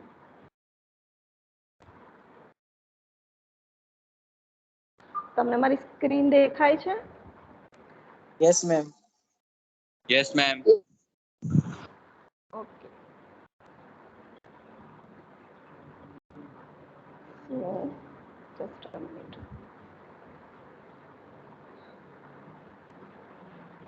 સો દરેક ઇન્સ્ટિટ્યૂટની અંદર આ એક સેલ ચાલતો હોય છે જેને કહેવાય છે training and placement activity cell, બરાબર, ટીપીઓથી ઓળખાય. આ સેલનું કામ શું છે કે સ્ટુડન્ટ્સની ટેકનિકલ અને સોફ્ટ સ્કિલને ઇન્ક્રીઝ કરવાનું અને સારી કંપનીમાં સ્ટુડન્ટ્સનું પ્લેસમેન્ટ કરવાનું. So basically you have to improve your technical skill and soft skill. તમે લોકો અત્યાર સુધી ચોથા સેમિસ્ટર સુધી બધું થિયરિટિકલ નોલેજ ભણ્યા, આપણે સાયકોમોટર ડોમેનમાં પ્રેક્ટિકલ્સ કર્યા તમે લોકોએ, બરાબર? થોડીક હેન્ડ્સ ઓન પ્રેક્ટિસ તમારે કરી, પણ હજી પણ વધારે તમારે ટેકનિકલ સ્કિલ અને સોફ્ટ સ્કિલ ઇમ્પ્રૂવ કરશો ત્યારે તમે સારી કંપનીમાં જોઈન કરી શકશો. તો કઈ કઈ રિક્વાયરમેન્ટ છે અહીંયા, શું શું એક્ટિવિટી થાય છે આપણી કોલેજમાં ટુ એન્હાન્સ ધીસ સ્કિલ? તો સૌથી પહેલાં વાત કરીએ આપણે ટેકનિકલ સ્કિલને ઇમ્પ્રૂવ કરવા માટે. તો અહીંયા તમને થોડી કંપનીનું લિસ્ટ દેખાશે, બરાબર? તો આ જે કંપનીઝ છે they are arranging sum training, કોઈ ટોપિક ઉપર, પર્ટિક્યુલર વસ્તુ ઉપર એ લોકો ટ્રેનિંગ અરેન્જ કરે છે. ટ્રેનિંગ એટલે હેન્ડ્સ ઓન તમને ત્યાં થિયરિટિકલ અને પ્રેક્ટિકલ વસ્તુ શીખવાડે, બરાબર? અને દે આર ટોટલી ફ્રી તમારા માટે. તો આ જે બધી છે NSIC Rajkot, IGTR Ahmedabad, LNT સ્વિચગેર Baroda, અહીંયા આપણે PDPUમાં છે અને પીરી ઇલેક્ટ્રોનિક્સ ગાંધીનગર. તો જેને જે, અને આ છે એના ટોપિક્સ કે શેની ઉપર આ લોકો ટ્રેનિંગ પ્રોવાઈડ કરે છે. PLC પ્રોગ્રામિંગ ઉપર, ACDC ડ્રાઈવ, ઓટોમેશન ઉપર, કંટ્રોલ પેનલ વાયરિંગ, તમારા હાઉસ હોલ્ડ એપ્લાયન્સીસ છે એનું રિપેરિંગ કરવાનું, અને પાવર સિસ્ટમ સાઈડ તમારા સ્વિચ ગિયર અને પ્રોટેક્શન ઉપર. તો આ બધા ટોપિક્સ, આ બધી સ્કિલ્સ છે એ તમને એન્હાન્સ થશે તમારી આ બધી ટ્રેનિંગની અંદર. એ ટ્રેનિંગનો પીરિયડ 15 દિવસનો હોય છે. તમારે જે તે ઇન્સ્ટિટ્યૂટમાં જવાનું રહેશે અને તમારે ફૂલ ટાઈમ એ ટ્રેનિંગને અટેન્ડ કરવાની છે, બરાબર? જેથી તમારી ટેકનિકલ અહીંયા તો તમે હેન્ડ્સ ઓન કરો આપણી કોલેજમાં, લેબોરેટરીઝનો મેક્સિમમ યુઝ કરો, પણ આ બધી ટ્રેનિંગ જો તમે અટેન્ડ કરશો તો એનાથી તમારી ટેકનિકલ સ્કિલ ઇમ્પ્રૂવ થશે. It will be helpful in your placement activity. Clear દરેકને? યસ તો મેમ. હવે 5th અને 6th સેમિસ્ટરમાં એ લોકોનો શેડ્યુલ્સ આવશે આ બધી કંપનીમાં. આ જે કંપનીનું લિસ્ટ છે એ લોકોનો જે ટાઈમ પીરિયડ છે, ટાઈમ પીરિયડમાં જેને બી ઈચ્છા હોય એ લોકો આની અંદર રજીસ્ટર કરાવી શકે છે અને ત્યાં જઈને તમારે એ ટ્રેનિંગ અટેન્ડ કરવાની છે. જે લોકોને બી ટેકનિકલ સ્કિલ ઇમ્પ્રૂવ કરવી હોય અથવા તો આ જે એરિયાઝ ડિફાઇન કર્યા છે એ એરિયામાં આગળ વધવું હોય તો તમે આ પર્ટિક્યુલર કોઈ એક ચોઇસ કરી અને પછી એ ટ્રેનિંગ લઈ શકો છો, બરાબર. એનું તમને સર્ટિફિકેશન પણ મળશે જે તમને હેલ્પફુલ થશે. બીજું છે સોફ્ટ સ્કિલને ઇમ્પ્રૂવ. હવે સોફ્ટ સ્કિલ છે ને, જો ટેકનિકલ સ્કિલ દરેક જગ્યાએ જ્યારે સક્સેસફુલ થવું હોય ને તો એકલું તમારું ટેકનિકલ નોલેજ કામ નથી લાગતું. અને મારું તો એવું માનવું છે કે 80% સોફ્ટ સ્કિલ હોય, 20% જ તમારી ટેકનિકલ સ્કિલ હોય, બરાબર. સોફ્ટ સ્કિલની અંદર શું આવે તો તમારું કમ્યુનિકેશન સ્કિલ છે, તમારું ટાઈમ મેનેજમેન્ટ છે, લીડરશિપ છે, તમારું જેસ્ચર, પોસ્ચર, તમારું બિહેવિયર, બરાબર. એટલે એ બધી વસ્તુ શું કહેવાય સોફ્ટ સ્કિલ છે. અને પંક્ચ્યુઆલિટી છે તમારી, બરાબર. આ બધી સોફ્ટ સ્કિલ. અને સોફ્ટ સ્કિલ તો જાતે જ ડેવલપ કરવાની છે. ઇવન તો અહીંયા આપણે એક ફિનિશિંગ સ્કૂલનો પ્રોગ્રામ ચાલે છે જેની અંદર આ બધી સોફ્ટ સ્કિલ ઉપર ડિસ્કશન થાય છે અને તમને શીખવાડવામાં આવે છે. ખ્યાલ આવ્યો કે how to improve your skills. Webinars થાય છે, એના સ્કિલ એન્હાન્સમેન્ટના સેશન હોય છે, એક્સપર્ટ લેક્ચર અમે અરેન્જ કરીએ છીએ, એક્સ્ટ્રા લેક્ચર પર્ટિક્યુલર ટોપિક ઉપર અરેન્જ કરવામાં આવે છે, બરાબર. આ બધું આપણે ફાઇનલ યરમાં આ બધું એક્ટિવિટીઝ થશે તમારે. તો ફિનિશિંગ સ્કૂલનો બી પ્રોગ્રામ અહીંયા થાય છે જે તમારા કોલેજ અવર્સ સિવાયના એક્સ્ટ્રા અવર્સની અંદર અહીંયા આપણી ઇન્સ્ટિટ્યૂટમાં જ આપણા જનરલ ડિપાર્ટમેન્ટના જે મેડમ છે એ અહીંયા ચલાવે છે, બરાબર. અને એની અંદર પર્ટિક્યુલર સ્ટુડન્ટ્સ ફિક્સ હોય છે, એટલે પહેલાના ધોરણે આમાં રજીસ્ટ્રેશન થશે તમારું, બરાબર. એટલે આ ફિનિશિંગ સ્કૂલનો પ્રોગ્રામ છે એનો મેક્સિમમ તમે લોકો ફાયદો લો, બેનિફિટ લો, તો તમે આ બધું ઇમ્પ્રૂવ કરી શકશો. આ વાત કોની છે? જેને ડિપ્લોમા પછી જોબ કરવી છે એ, બરાબર, અથવા તો પોતાનું કંઈક સ્ટાર્ટઅપ શરૂ કરવું છે એ લોકો માટે. જે લોકોને હાર્ડ જવું છે તો ડિગ્રી કરી. Clear? Hello. Yes, ma'am. Yes, ma'am. Yes, ma'am. Yes, ma'am.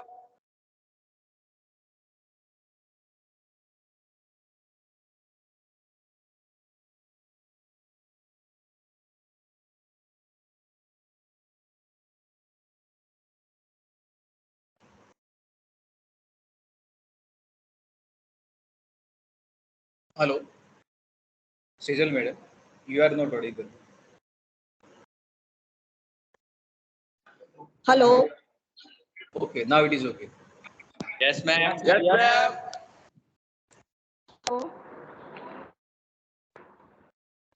Hello. Am I audible? Yes, ma'am. Yes, Yes, ma'am. ma'am. Yes. Sorry for the disturbance. તો આ બધી જે સોફ્ટ સ્કિલ ઇમ્પ્રૂવ કરવાની એક્ટિવિટીઝ છે એ તમારી ફિનિશિંગ સ્કૂલમાં થશે, બરાબર. એટલે જે લોકોને પ્લેસમેન્ટ લેવું છે સારી કંપનીમાં અથવા તો ડિપ્લોમા પછી જેને જોબ જોઈએ છે કે પોતાનું સ્ટાર્ટઅપ કરવું છે અથવા તો પોતાનો કોઈ ઘરનો બિઝનેસ છે એની અંદર બી જોઈન થવું છે તો પણ આ વસ્તુ તમને હેલ્પફુલ થશે, બરાબર. ઓકે. તો આ થઈ તમારી વાત ટેકનિકલ સ્કિલ અને સોફ્ટ સ્કિલને ઇમ્પ્રૂવ કરવાની. So all these activity will run in 5th semester almost, બરાબર. 5th અને 6th સેમેસ્ટરમાં એક્ટિવિટીઝ થશે. હવે આપણે આ વાત થઈ ટ્રેનિંગની. પ્લેસમેન્ટની વાત કરીએ. પ્લેસમેન્ટ એટલે શું? તો અહીંયા ફાઇનલ સેમેસ્ટરની અંદર અલગ અલગ કંપનીઝ આવતી હોય છે જે પોતાના ક્રાઇટેરિયા પ્રમાણે સ્ટુડન્ટ્સનું સિલેક્શન કરે છે અને એમની કંપનીમાં એમને જોબ આપે છે સારા પેકેજીસ સાથે. તો હું મેજર કંપનીઝની અહીંયા ઘણી બધી કંપની આવે છે.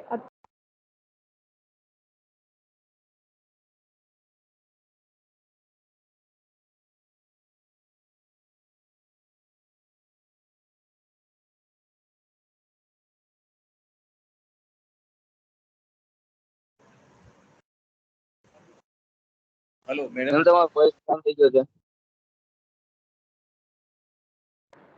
Hello. Yes, now it is okay. Ma'am હા, ઓકે. ઓકે. સો પ્લેસમેન્ટની વાત કરીએ તો અહીંયા ઘણી બધી કંપનીઝ આવે છે. અત્યારે પણ ઘણી બધી કંપની પાઇપલાઇનમાં છે જે સ્ટુડન્ટ્સને શોધી રહી છે, અમારી પાસે માંગે છે કે અમારે સ્ટુડન્ટ્સ જોઈએ છે, બરાબર. પણ સ્ટુડન્ટ્સ માર્કેટમાં એબ્ઝોર્બ એટલા માટે નથી થતા કારણ કે દરેકની પાસે સ્કિલ નથી. તમને લોકોને ભણવામાં કે સ્કિલ ડેવલપ કરવામાં કોઈ રસ નથી, એ અમે જોયું છે, બરાબર. પણ તમારી પાસે હજી પણ ચાન્સ છે, હજી પણ આપણી પાસે 1 વર્ષ છે, તો તમે લોકો સારી સારી કંપનીમાં પ્લેસ થઈ જાઓ અહીંયાથી. ઇવન તો તમારું હાયર સ્ટડી બી એની સાથે ચાલુ રહે, બરાબર. કઈ કઈ કંપની અહીંયા આવે છે પ્લેસમેન્ટ માટે, મેં થોડી ઘણી ખાલી સેમ્પલમાં લખ્યા છે. તો અમૂલ ફેડ જે મધર ડેરી તરીકે પહેલા ઓળખાતું હતી, ભાટ પાસે મધર ડેરી છે, બરાબર, અત્યારે અમૂલ ફેડ તરીકે ઓળખાય છે. Torrent Power, L&T construction, L&T heavy engineering, Arvind મિલ્સની છે, Tata Motors, Suzuki, Arcelor Mittal, Subros, Lumax, ઘણી બધી કંપની છે. ત્યારે ઘણા બધા છોકરા આપણા આની અંદર પ્લેસ થાય છે. ઓકે, તો આ બધી કંપનીના ક્રાઇટેરિયા શું હોય છે?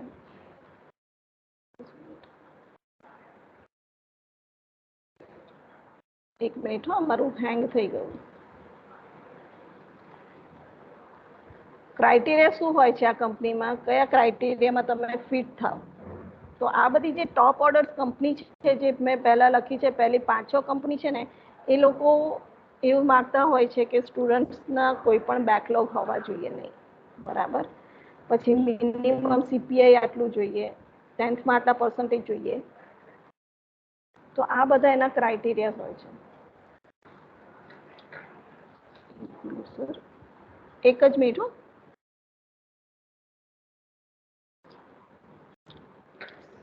તમે થોડી વાર બોલશો. આ હેંગ થઈ ગયું, હેંગ થઈ ગઈ પીપીટી. હેંગ થઈ ગઈ, આગળ ચાલશે.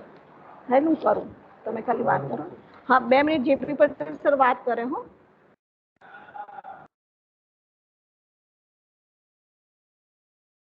હેલો, અવાજ આવે છે? Okay okay. ચોથા સેમેસ્ટરના 80 છોકરા લગભગ જોઈન થયેલા છે. તમે મને ઓળખો છો? Yes sir. ડીસી સર્કિટ, એસી સર્કિટમાં આપણે મળ્યા હતા, યાદ છે? હા સર. હા, હવે મારું બીજું કામ ટ્રેનિંગ પ્લેસમેન્ટનું પણ છે, અને તમે ચોથા સેમેસ્ટરમાં આવી ગયા. હવે આ આપણું છે ને ડિપ્લોમા જોઈન કર્યું એટલે હવે આપણું એક પ્રોફેશનલ કેરિયર પણ શરૂ થાય છે. પ્રોફેશનલ કેરિયર એટલે હવે આપણે ડિસાઈડ કરવું પડે કે આપણે ડિગ્રી કરવું છે કે નોકરી કરવી છે. અને હવે એની માટે તમારી પાસે આ હવે છેલ્લું સેમેસ્ટર જ છે, 5મું અને 6થું. ખ્યાલ આવે છે ને? તો તમારી અંદર જે મેડમે વાત કરી કે દરેક સ્ટુડન્ટમાં 2 પ્રકારની સ્કિલ આવવી જોઈએ.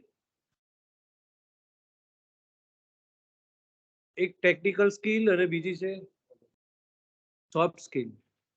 ટેકનિકલ સ્કિલ એટલે શું કે આપણે ઇલેક્ટ્રિકલ એન્જિનિયરિંગમાં જે પણ ભણીએ એનો આપણને કોઈ કંપનીવાળો કોઈ પણ પ્રશ્ન પૂછે એટલે અહીંયા હું તમને પ્લેસમેન્ટ રિલેટેડ વધારે જોઉં છું કે જે છોકરાઓ અહીંયા જોઈન કર્યું છે એમાંથી જે છોકરાઓને ખાસ કરીને પ્લેસમેન્ટમાં ઇન્ટરેસ્ટેડ છે એ ખાસ ધ્યાનથી સાંભળજો. જેને હાયર સ્ટડી કરવું છે એને ડિગ્રી પછી પણ પ્લેસમેન્ટનો ઇસ્યુ તો આવવાનો જ છે. એ આજે ની ડિગ્રી કર્યા પછી પ્લેસમેન્ટ માટે બેસશે તો એના માટે પણ ઇમ્પોર્ટન્ટ છે. તો તમારી અંદર 2 પ્રકારની સ્કિલ ડેવલપ થવી જોઈએ, ટેકનિકલ અને સોફ્ટ. તો આપણે ટેકનિકલ સ્કિલ કોને કહેવાય કે ઇલેક્ટ્રિકલ એન્જિનિયરિંગનું કંઈ પણ વસ્તુ આપણને પૂછે કંપનીવાળા, અથવા કંપનીમાં નોકરી કરતા હોય અને કંઈ પણ ફોલ્ટ ઉત્પન્ન થાય, અથવા કોઈ કંપનીવાળા તમારી પાસે રિટર્ન ટેસ્ટ લે, તો એ રિટર્ન ટેસ્ટમાં જે પણ તમને ઇલેક્ટ્રિકલ એન્જિનિયરિંગને લગતું પૂછ્યું હોય એનો જવાબ તમને આવડવો જોઈએ. બીજું, જ્યારે તમે કંપનીમાં કામ કરતા હોય અને તમારી સામે કોઈ પણ ઇક્વિપમેન્ટમાં રિપેરિંગ કરવાનું થાય, કંઈ પણ કરવાનું થાય, નવું પરચેસ કરવાનું થાય, ત્યારે તમે તમારા નોલેજનો ઉપયોગ કરી શકો. એને કહેવાય તમારી ટેકનિકલ સ્કિલ. અને તમારો પ્રોગ્રેસ છે, તમારી હાઈટ, બોડી, ઊંચાઈ એવું બધું જોઈને તમારો પ્રોગ્રેસ નહીં થાય. તમારામાં કેટલું નોલેજ છે એના આધારે તમારામાં ભવિષ્યમાં પ્રોગ્રેસ થશે. અને બીજી છે સોફ્ટ સ્કિલ. સોફ્ટ સ્કિલમાં શું આવે? તમે કેવા કપડાં પહેરો છો, તમારું ડ્રેસિંગ કેવું છે, તમારું બિહેવિયર કેવું છે, તમારું ડિસિપ્લિન કેવું છે અને તમારી રેગ્યુલારિટી કેવી છે. તમે સેમેસ્ટર 1, 2, 3 તો ઓનલાઈન મોડમાં ભણ્યા, હું તમારા ક્લાસ લેતો નથી, પણ મેં જોયું છે તમે ચોથા સેમેસ્ટર વાળા હજુ ઓનલાઈન મોડમાં જ છો. હાજરી તમારી કોઈ ડિસિપ્લિન નથી કે કોઈ રેગ્યુલારિટી નથી, ક્લાસમાં કોઈ ભણવા જ નથી આવતા. આવું નવું કંપનીમાં કરશો તો કોણ જોબ આપશે તમને? તો આ પ્રકારની બધી સોફ્ટ સ્કિલ પણ આપણામાં આવી જોઈએ. આપણને થોડી રેગ્યુલારિટી અને ડિસિપ્લિન થોડું ઘણું તો આપણને ખબર પડવી જોઈએ કે આપણે ભણવા જવું જોઈએ. તમે કોલેજ આવશો તો સોફ્ટ સ્કિલ તો ડેવલપ થશે, સાથે સાથે તમારે ટેકનિકલ સ્કિલ પણ ડેવલપ થશે. તો ટેકનિકલ સ્કિલમાં તમારી કેવી રીતે વધશે, તમે શું કરો તો વધે. તો આપણે અહીંયા લેક્ચર અને લેબ તો લેવાય જ છે. તો લેક્ચર અને લેબ સિવાય આપણે શું કરીએ તો આપણામાં ટેકનિકલ સ્કિલ ઇમ્પ્રૂવ થાય. તો એની માટે તમારા માટે છે ટ્રેનિંગ અને ઇન્ટર્નશિપ. મેડમે હમણાં બતાવ્યું તમને જુદી જુદી ઇન્સ્ટિટ્યૂટમાં આપણે અહીંયાથી જ સ્ટુડન્ટ્સને મોકલવામાં આવે છે ટ્રેનિંગ માટે. તો એવી ટ્રેનિંગ તમે જોઈન કરો. આપણા ત્યાંથી દરેક સેમેસ્ટરમાં દરેક સબ્જેક્ટમાં ઇન્ડસ્ટ્રીયલ વિઝિટ ગોઠવવામાં આવે છે. તો ઇન્ડસ્ટ્રીયલ વિઝિટ જ્યાં પણ થાય ત્યાં પણ તમે જોઈન કરો. ઇવન એક્સપર્ટ લેક્ચર હોય, કોઈ સેમિનાર હોય, તમે તમારા રૂટીન લેક્ચર અને લેબ સિવાય જે પણ એરેન્જમેન્ટ કરવામાં આવે અહીંથી એ તમામમાં ભાગ લો તો તમારી ટેકનિકલ સ્કિલ આપોઆપ વધશે. અને દરેક જગ્યાએ ભાગ લેશો એટલે તમારામાં સોફ્ટ સ્કિલ એટલે ડિસિપ્લિન, રેગ્યુલારિટી, આ બધું જ ઓટોમેટિક આવી જશે. એટલે તમારી બંને પ્રકારની સ્કિલ ડેવલપ થશે. ખ્યાલ આવી ગયો?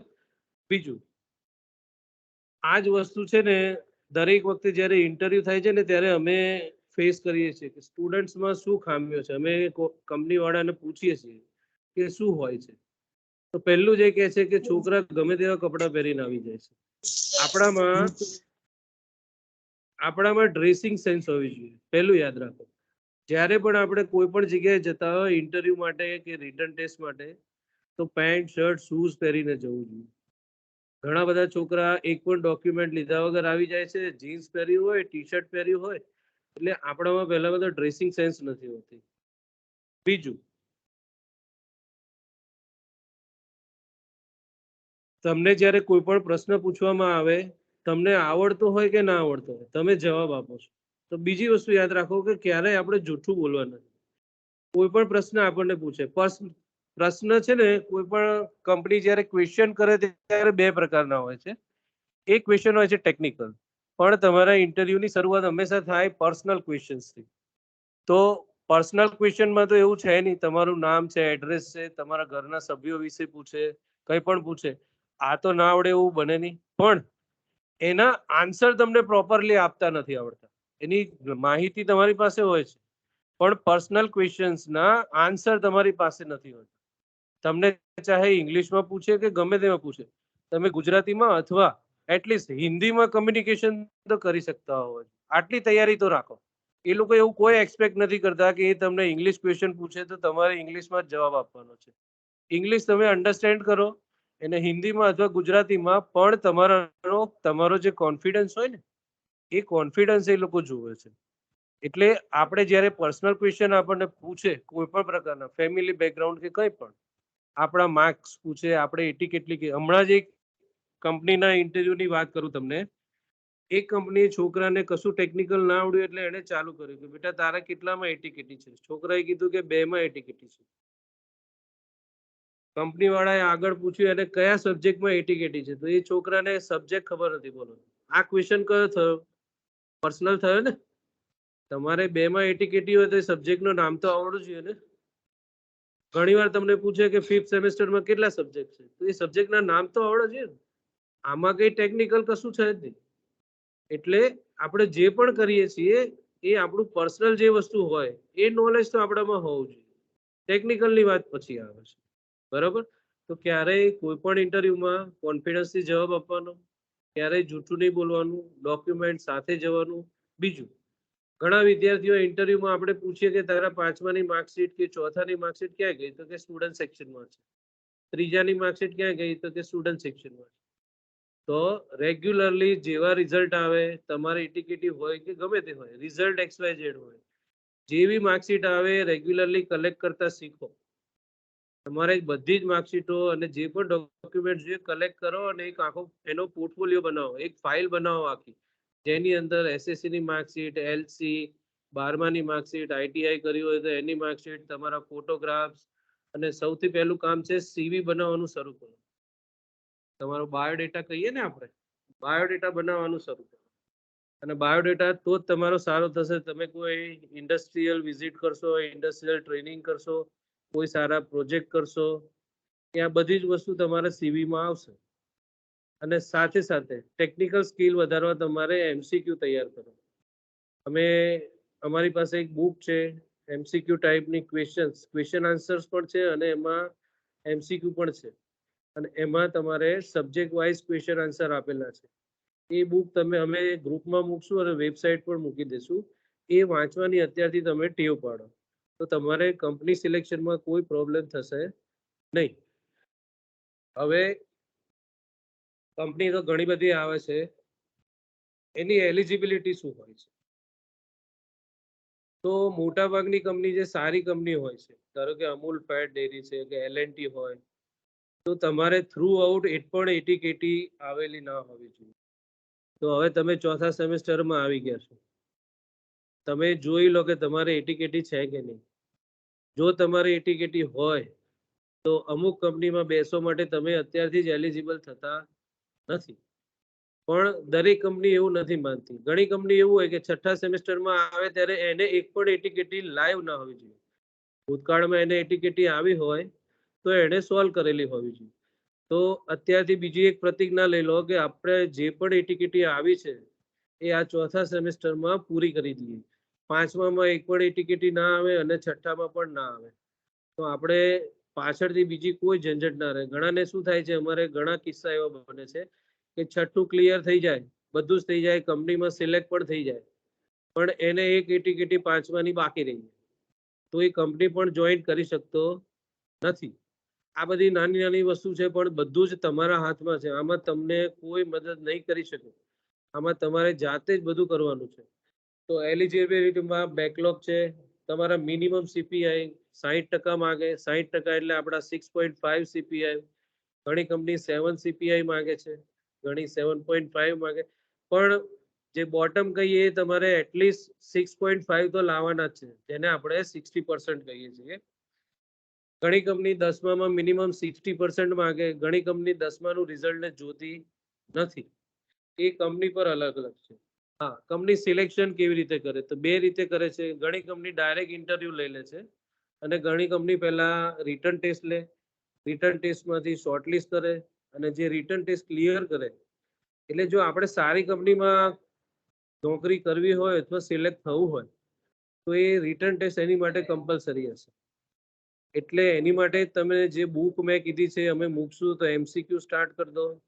કોઈ પણ પ્રકારની મૂંઝવણ હોય તો અમને સેજલબેનને મળો, મને મળો, જોશી સાહેબને મળો, એચઓડીને મળો, કોઈ પણને મળો, પણ મનમાં ને મનમાં ગૂંચવાશો નહીં. તમે એક વસ્તુની ક્લેરિટી લાવી દો, મારે ભણવું છે આગળ કે પછી નોકરી કરવી છે. નોકરી કરવી હોય તો એ પ્રકારની તૈયારી અત્યારથી શરૂ કરી દો. અને રિટર્ન ટેસ્ટમાં ક્લિયર થાય પછી પર્સનલ ઇન્ટરવ્યુ, અને ઇન્ટરવ્યુ જે ક્લિયર કરે એની માટે મેડિકલ હોય છે. એ મેડિકલ કંપની દ્વારા કરવામાં આવે છે અને પછી એને જોઈનિંગ કરવાનું હોય છે. તો આ બધી થઈ પ્લેસમેન્ટ રિલેટેડ. પ્લેસમેન્ટમાં પણ તમને ખૂબ જ તકો છે. ખાલી એક જ શરત છે, એમાં તમારું રિઝલ્ટ સારું હોવું જોઈએ અને તમને ટેકનિકલ સ્કિલ તો અત્યારે પણ હું એ વસ્તુ કહીશ કે તમારી પાસે પહેલા અહીંયા સિલેક્ટ થવા માટે ટેકનિકલ નોલેજ જરૂરી છે. સ્કિલ તમને કંપનીમાં જરૂર પડશે, પણ એટલીસ્ટ તમારી પાસે ટેકનિકલ નોલેજ અહીંયા ખાસ જરૂર પડશે. અને બીજું, તમારી સોફ્ટ સ્કિલ એટલે તમને જે પર્સનલ વસ્તુ પૂછે, તમારા વિશે પૂછે, તો એનો જવાબ તમે કોન્ફિડન્ટલી આપી શકતા હોવા જોઈએ. ઓકે.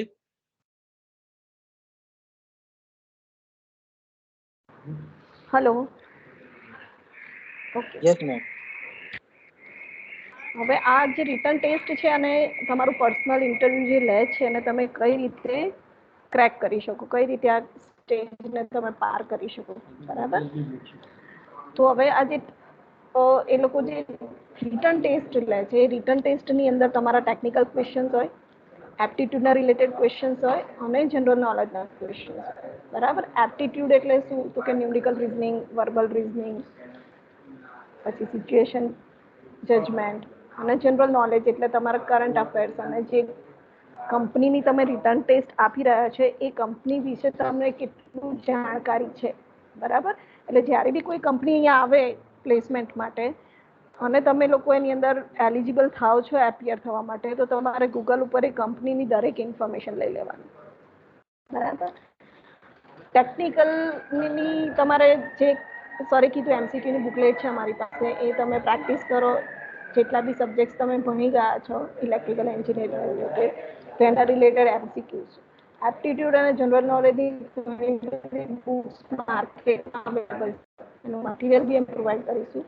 અને હું એક તમને કહું કે આની તમારે સ્પેશિયલ ટાઈમ ફાળવવાની જરૂર નથી. બરાબર. એપ્ટિટ્યૂડ તો સિમ્પલ વસ્તુ છે. તમારે એપ્ટિટ્યૂડની તમે કોઈ બી બુક પરચેસ કરો, તમે કોલેજ આવો છો ને જાઓ છો, એની અંદર જે તમારો કલાક જાય છે બસની અંદર, તો એ બુક હંમેશા તમારી જોડે રાખો. તમને બસની અંદર જે કલાક મળે કે અડધો કલાક મળે, એમાં 5-6 ક્વેશ્ચન્સ, 10 ક્વેશ્ચન્સ જેટલા મળે, એ જેટલો ટાઈમ મળે એટલા તમે સોલ્વ કરો. એવરી ડે તમારે જ્યારે બી તમને થોડો ફ્રી ટાઈમ મળે, આ બુક હંમેશા તમારે જોડે રાખવાની અને એ ક્વેશ્ચન સોલ્વ કરતું જવાનું. બરાબર. એટલે એના માટે કોઈ સ્પેશિયલ સમય ફાળવવાની જરૂર નથી. તમે કોલેજમાં આવતા જતા બસની અંદર કરી શકો, અહીંયા કોલેજમાં ક્યાંક રિસેસની અંદર કે તમને ક્યારે બી ફ્રી ટાઈમ મળે તો તમે 5 ક્વેશ્ચન કરો, 2 ક્વેશ્ચન કરો, જેટલો ટાઈમ મળે એટલા ક્વેશ્ચન્સ તમે સોલ્વ કરતા. બરાબર. જનરલ નોલેજ વિશેનું થોડું કરંટ અફેર્સ એટલે રોજે રોજ ન્યૂઝપેપર વાંચવાની ટેવ પાડો. એટલે આ બધું તમારે સ્પેશિયલ ટાઈમ નથી કાઢવાનું, પણ તમને જે ટાઈમ મળે છે એની અંદર 2 ક્વેશ્ચન, 5 ક્વેશ્ચન, 10 ક્વેશ્ચન તમે સોલ્વ કરતા જશો એટલે ઘણું બધું તમારું બેકગ્રાઉન્ડ ક્લિયર થતું જશે. બરાબર. તો આ રીતે તમે રિટર્ન ટેસ્ટ તમારી ક્રેક કરી શકશો. અને બીજું છે, રિટર્ન ટેસ્ટમાં શોર્ટલિસ્ટ થઈ જાઓ પછી તમારું પર્સનલ ઇન્ટરવ્યૂ થાય. તો પર્સનલ ઇન્ટરવ્યૂ તમે કઈ રીતે ક્રેક કરો? પર્સનલ ઇન્ટરવ્યૂમાં જનરલી એ લોકો ટેકનિકલ ઓછું પૂછતા, કારણ કે ટેકનિકલ માટે તો ઓલરેડી એ લોકોએ રિટર્ન ટેસ્ટ લઈ લીધી અને એમાં તમે એલિજિબલ થઈ ગયા. દેટ મીન્સ કે તમારું ટેકનિકલ નોલેજ સારું છે. તો પર્સનલ ઇન્ટરવ્યૂની અંદર જેમ સરે વાત કરી એમ પહેલું એ લોકો તમારું કોન્ફિડન્સ જોવે છે. બરાબર. તમારા જેસ્ચર, પોસ્ચર, તમારી પર્સનાલિટી, તમારી ડ્રેસિંગ સેન્સ. સરે કીધું ને એમ ક્યારેય જુઠ્ઠું નહીં બોલવાનું. તમને કોઈ ક્વેશ્ચન પૂછ્યો અને તમને એનો આન્સર ખબર નથી, સ્ટ્રેટ ફોરવર્ડ કહી દેવાનું, આઈ ડોન્ટ નો સર. બરાબર. પણ એને ગોળ ગોળ નહીં ફેરવવાનું.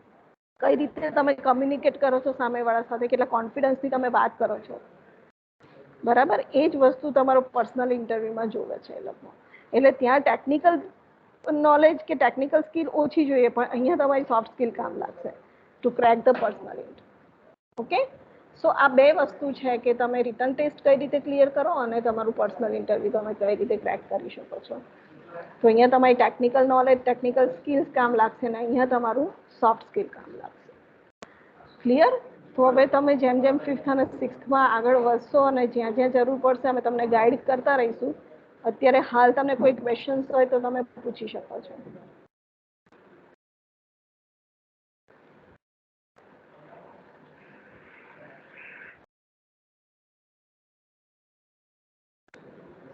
હેલો, કોઈને છે કઈ ડાઉટ, કઈ પૂછવું છે? Hello ma'am. હા બોલો. મેમ રીમિડમાં ફેલ થયા અને જીટીયુમાં પાસ થયા એક્ઝામમાં, તોય બેકલોગ ગણાય? હા, એ બેકલોગ ગણાય, પણ અહીંયા ફરીથી જ્યારે મિડ આવે ના સેમિસ્ટરમાં ત્યારે તમારે એને ક્લિયર કરી દેવાનું. ઓકે. કારણ કે ઓવરઓલ સબ્જેક્ટનો ગ્રેડ તમારો એફએફ છે, ધેટ મીન્સ એ તમારો બેકલોગ ગણાય. જીટીયુમાં ભલે તમે પાસ છો, પણ અહીંયા કોલેજની એક્ઝામમાં કારણ કે એનું 30% વેટેજ છે. બરાબર. એટલે એ બેકલોગ તો ગણાય, પણ એ તમારે ક્લિયર કરવો પડે.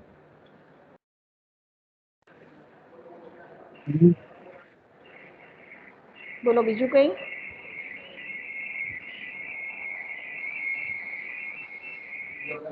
मैम जिनका बैकलॉग है वो प्लेसमेंट लग सकता है? प्लेसमेंट में बैठ सकता है, depends on the company. Okay. Her company का अलग अलग क्राइटेरिया होता है. जो अच्छी कंपनी होती है वो उनका सबका क्राइटेरिया डिफरेंट होता है. तो कोई ऐसी भी कंपनी है वो बैकलॉग चलाती है, कोई कंपनी नहीं चलाती है. कोई कंपनी ऐसे सर ने बोला कि लाइव नहीं होना चाहिए, भले बैकलॉग हो, पर जब आप इंटरव्यू फेस कर रहे हो तब आपका एक भी बैकलॉग नहीं होना चाहिए. क्लियर हो गए होंगे। तो कोई कंपनी ऐसी होती है, कोई कंपनी ऐसे क्राइटेरिया रखती है कि एक भी बैकलॉग नहीं चाहिए। ठीक है, तो डिपेंड करता है कौन सी कंपनी है और कंपनी के क्राइटेरिया क्या है। મેમ આપણે કોઈ બીજા બેચમાંથી કોઈ પણ સ્ટુડન્ટનું ગ્રુપ બનાવી શકીએ? હા, બનાવી શકો. અને મેમ તમારા સ્ટુડન્ટનું ગ્રુપ કેટલી સંખ્યામાં મતલબ 5 કે 6? ડિપેન્ડ કરે છે તમારો પ્રોજેક્ટ કેવો છે, બરાબર? જો પ્રોજેક્ટ તમારો hello. હા, માધુસી સર વાત કરશે. I already mentioned in my presentation all these things. Okay, તો 2 થી 5 સ્ટુડન્ટનું ગ્રુપ બનાવવાનું હોય છે અને તમારા ડિવિઝનમાંથી જ સ્ટુડન્ટ તમારે સિલેક્ટ કરવાનો છે તમારા ગ્રુપ માટે. બીજા ડિવિઝનનો ના હોવો જોઈએ, કારણ કે એના કારણે આગળથી બીજા પ્રશ્નો ઉદ્ભવિત થતા હોય છે, બરાબર છે? કોઈ પ્રોજેક્ટ એવો હોય, કોઈ સ્ટુડન્ટ કેલિબર હોય તો એકલો બી કરી શકશે, એનો પણ વાંધો નથી, બરાબર? અને કોઈ બહુ કોસ્ટલી પ્રોજેક્ટ હશે એવા સંજોગોમાં આપણે 5 થી વધારે પણ એલાઉ કરીશું, બરાબર છે? પણ નોર્મલ કન્ડિશનમાં આપણે 2 થી 5 સ્ટુડન્ટનું ગ્રુપ બનાવવાનું છે. Okay okay, thank you very much JP Patel sir and Sejal madam for giving so much helpful informations about placement and training activities. બરાબર, આ બધી એક્ટિવિટી હવે તમને કામમાં લાગશે, બરાબર છે? પણ એનો લાભ લેવા માટે જે JP પટેલ સરે અને મેડમે કીધું એ બધી તમામ બાબતો આપણે ધ્યાનમાં રાખવાની છે, બરાબર? કારણ કે ઘણી બધી કંપની આવતી હોવા છતાં અમારો પ્રયત્ન અહીંથી મોટા ભાગના કે તમામ સ્ટુડન્ટનું પ્લેસમેન્ટ થાય એવો હોય છે. પણ આ બધી જે મેટર છે, જે સાહેબે કીધી, મેડમે કીધી, એના કારણે છોકરાઓ અપિયર થઈ શકતા નથી, જેમ કે બેકલોગ વધારે હોય, બરાબર? અપિયર થયા પછી સ્ટુડન્ટનું પોતાનું પ્રેઝન્ટેશન વીક હોય, બરાબર? ટેકનિકલ નોલેજ હોય તો સોફ્ટ સ્કિલ વીક હોય. આ બધા ઇસ્યુના કારણે સિલેક્શન થતું નથી હોતું. બાકી એ બધી જો મેટર તમે લોકો ધ્યાનમાં રાખશો તો તમે હજુ વધારે સારી સંખ્યામાં પ્લેસમેન્ટ અહીંથી મેળવી શકશો. તો આ તમામ બાબતો જે કહેવામાં આવી છે એ તમે ધ્યાનમાં રાખજો, બરાબર? હવે જ્યારે પણ તમારે ફેસ કરવાનું જ્યારે પણ આવે ત્યારે, બરાબર? ઇન્ટરવ્યુ જ્યારે ફેસ કરો ત્યારે, બરાબર?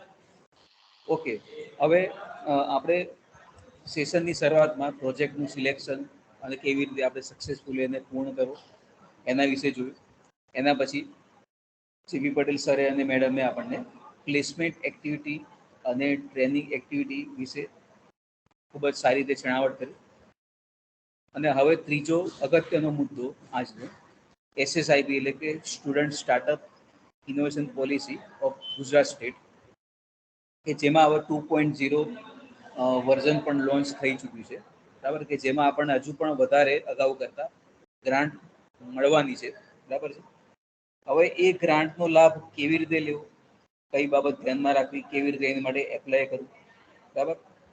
એ તમામ પાસા આપણને નીતિ અઢવસર આપણને સમજાવશે, બરાબર? Okay, so I will this session I will hand over this session to Nitin Athav sir. Thank you, sir. Good afternoon to all of you. Good afternoon, sir. Good afternoon, sir. Okay, તો હવે તમે સવારથી જે webinar જે attend કરી રહ્યા છે, so you have now basic idea કે તમે પ્રોજેક્ટ કઈ રીતે સિલેક્ટ કરી શકો છો, કયા કયા ટાઇટલ્સ, બરાબર, કઈ રીતે સિલેક્શન થઈ શકે છે તમારા પ્રોજેક્ટનું, બરાબર છે? અને એમાં કયા કયા મુદ્દા હોવા જોઈએ તમારા પ્રોજેક્ટ સિલેક્શન માટે, ઓકે? અને ટીમ કેટલા મેમ્બર્સની છે બનશે એ બધું તમને ઓલરેડી જાણકારી આપી દીધી છે. સો આઈ will take your very few less time. Let me share my presentation first.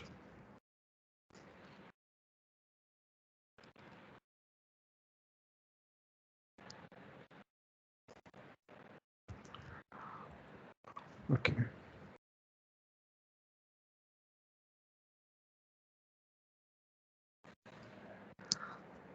Is it visible to all of you? Yes, sir. Okay.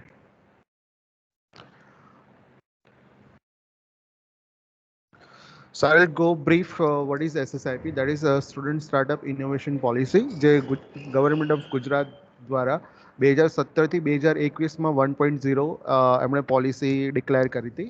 ના 2022 જાન્યુઆરીથી 2.0 નવી પોલિસી લોન્ચ થયેલી છે જેના અંતર્ગત જસ્ટ અ મિનિટ.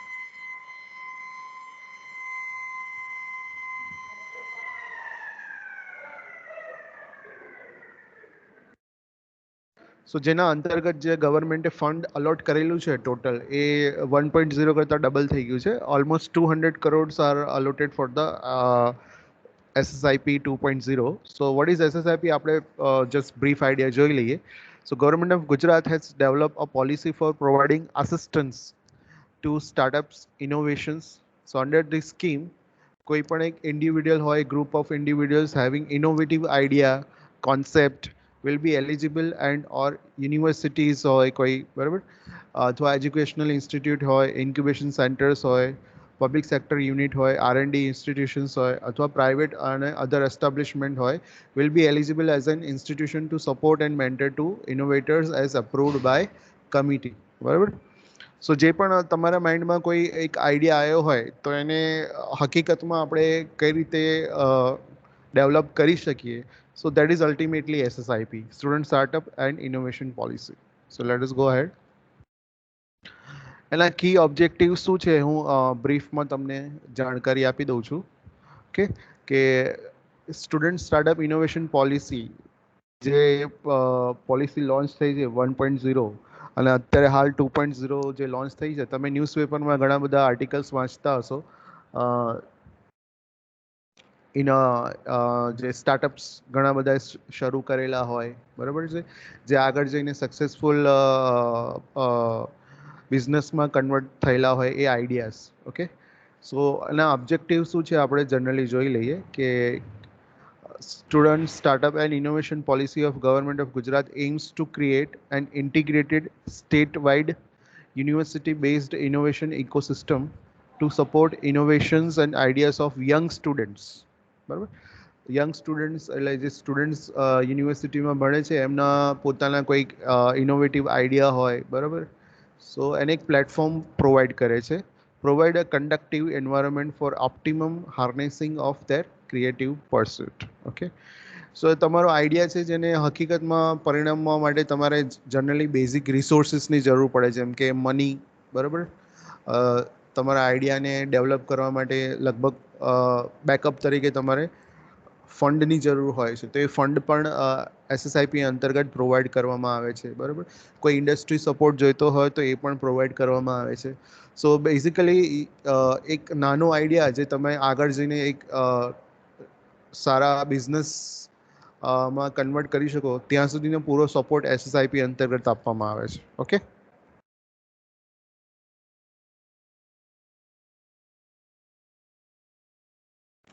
એના ગોલ્સ કયા કયા છે કે SSIP પોલિસીઝ જે ડિક્લેર કરી છે ગવર્મેન્ટે તો એના કી ગોલ્સ કયા કયા હોઈ શકે. સો આમાં there are lots of but you can read empower all universities to set up and execute the broad agenda of innovation and pre-incubation. Okay. Aim to create an environment that converts at least 1% graduates into job creators by innovations and allied means. બરાબર.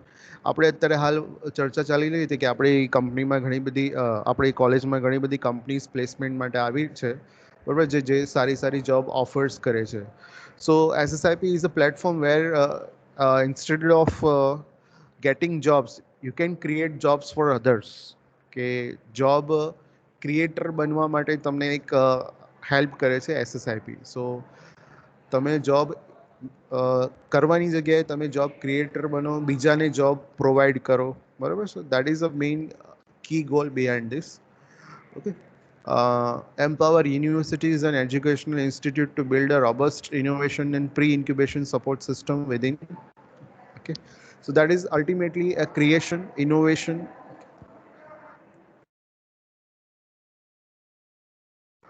I think આ એક success story છે જે ultimately it is converted into a large business idea.